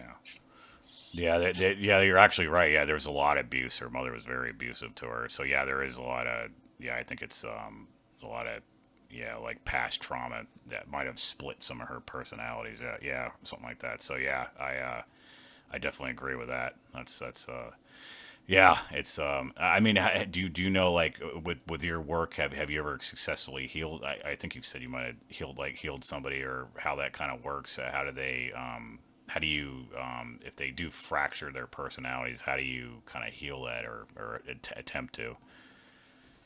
Oh yeah, no, I mean, I've personally dealt with it, but yeah, totally help people heal. Is what you have to do is you have to go internally. First of all, you have to look at the past and go and resize it. Like one client I have, I mean, she had multiples. They all had different names, and but that didn't show up for a little while. But first, we had to look at her abuse. So she had to look at the abuse, and whenever the abuse started coming up, she had one particular perpetrator, and he would be right beside her, and I could see it. It was like a demon. It looks like a demon, but it's not really. I mean, that's how she perceived it because he had abused her so frequently. And as she processed that and faced it, because she had stuffed it and compartmentalized it, then the parts started showing up, different names, different ages. And is what you have to do is the adult self has to strengthen. So she has to learn that she has power, because is what happens is she'll operate from, say, a 10-year-old where the wound was, or 11-year-old. There could be multiple of them. And so she'll operate from those. So that's why it'll be, and then every now and then she'll go into the adult. So you'll see all these different aspects of her personality, Yeah. but the adult self has to go inside and nurture those parts because her parents will never be there to do that. Oh. So it's a reparenting, internal reparenting process. So you go in and you soothe. You have to go, I'm here for you. I love you. I know you. I know you're suffering. You're precious to me. And I love you. Like those kinds of thoughts or those kinds of words to nurture the internal self Trying so to she can learn how to contain. wait So she has to just a second. contain, but I'll she play has in to about 2 minutes. witness those aspects of herself I that were had it never somewhere. witnessed, because that's why they're Oh shit. compartmentalized. Because no one was Gonna ever get there. hot No there. one ever looked at her and said, I love you. And I'm so sorry you went through this. So she has to do it for Okay. herself. Then she'll integrate, Yeah. and then she won't have all those parts. Yeah, thank you, Susie. Yeah, that's a good explanation. Yeah, she does. Yeah, she does need to do that. Yeah, so because of her parents and stuff. So, yeah, yeah, it's yeah. I'll just be right back. I just gotta find something for my wife here. So you guys can talk if you want, and I want to welcome D too. You're welcome to come up if you want a mic. You let us know. So, yeah. All right. Well, what's up, D? Good to see you. And Susie, I agree. That's something I thought was fascinating when I really witnessed that people going through that process, and Here it is. it's something that really made me question what is it that we understand about the mind as far as like I suppose people, those of us that aren't within these psychotic organizations Yeah. Huh? where we have access to this, I don't know, we call it like top secret information on the human body experiments, research and development that has happened over the past 120 years. What else? What is it that Oh, I chicken. see Okay. Yeah, that's good. Buddy. when I started to think about I guess this idea It's going good. These of got a this good host. quantum field of Most consciousness, influence. I'll this be field of ending it pretty consciousness, soon. Yeah. But, or thoughts coming from the outside of our yep. skulls beyond something being beamed in there. It made me think about things like that when you go into people's past and you become, you help them realize as far as what would have happened if they were nurtured, if they truly had somebody there to protect them from whatever the hell happened, right? Of course, there was a process where this ministry led people through. They call it inner soul healing, inner soul healing, yeah. And they would just take people on this path into their past, identifying those pain points, and then addressing them, taking them through a prayer, and it's literally like rewiring the brain as to that specific neurological pathway. It's fascinating, though.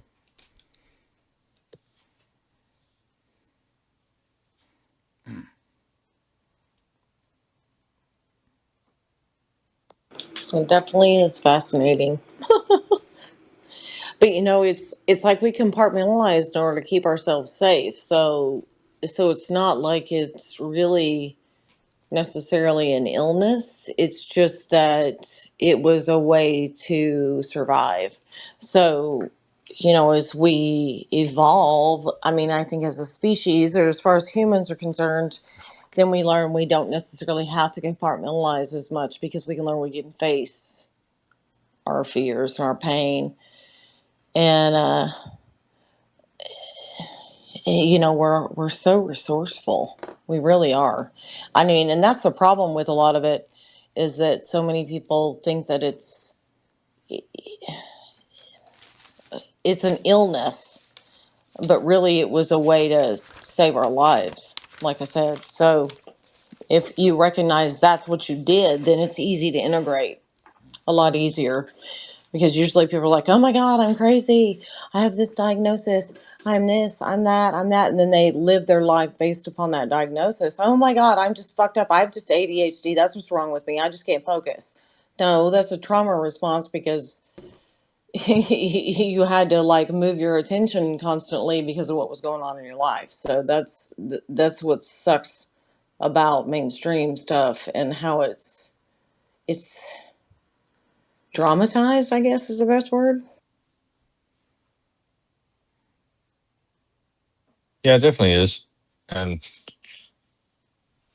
they don't want to admit that. It's a not necessarily people can consider it as a coping mechanism, but it's out of survival basically. It's the body's way of adjusting because it has to survive. And in order to survive and to go on as to, I guess, functioning the way that would, the body would be used to, it does that. Compartmentalize, you come up with these other, I guess, as they call it, the personalities to deal with that. And they want to label it as a sickness. It's like how you said about most of the doctors. They don't really, a lot of them don't really study nutrition. If anything, I think they get like an introduction to nutrition or something like that, compared to the hours that are spent within their specific, I guess, field of healthcare. Nutrition has so much to do with it, and they don't want to acknowledge that. It's crazy. Go ahead. Oh no, I agree, not at all. I mean, like, so I have an MTHFR mutation, which can cause mental emotional issues, but also like miscarriages. And so, a lot of people have that. They don't know it. I just don't process B12 very well, so I have to just take, um, a methylfolate B12. That's all I have to do. It's not a big deal. But I didn't know that. And so a lot of people have that. I have had a lot of clients with that, which is a huge deal. And it's not a mainstream. But see, it's also like we have to look at the thing is how the infrastructure is designed is that you need to take pills to be better, and you need to go to a doctor to be better, and the doctor knows more than you, and that's all there is to it. And so we give our power away, and then we're always sick because we're told we're sick. We're told we're old. It's just like people I know, oh, I'm old. That's just what's wrong with me. I'm old. I'm like, that's bullshit. You're not old. I mean, I have people younger than me say, I'm old. And so it's what we tell ourselves, and then the power we give away. So, um, so it just goes back to my whole thing is just reminding everybody that empowering people, empowering ourselves, and knowing that yes, we have a system that doesn't support us. It does not financially or medically support us to thrive. It may have at one point, but it doesn't. So we can be aware of that. So then it's like, how do we support ourselves to thrive? It's like if you need to go to a doctor, you stand up for yourself and go, no, this isn't okay. You know, I mean, I've known clients that go on to doctors and try to tell them, no, you don't know what you're talking about. I'm like, hello, you live in your own damn body. You know what's going on. They don't. You know, so but we do need help from each other to do things. I mean, I don't know how to be a lawyer. I don't know how to be a doctor, even though I know a lot about it. I'm not a doctor. You know, so we do need support. So.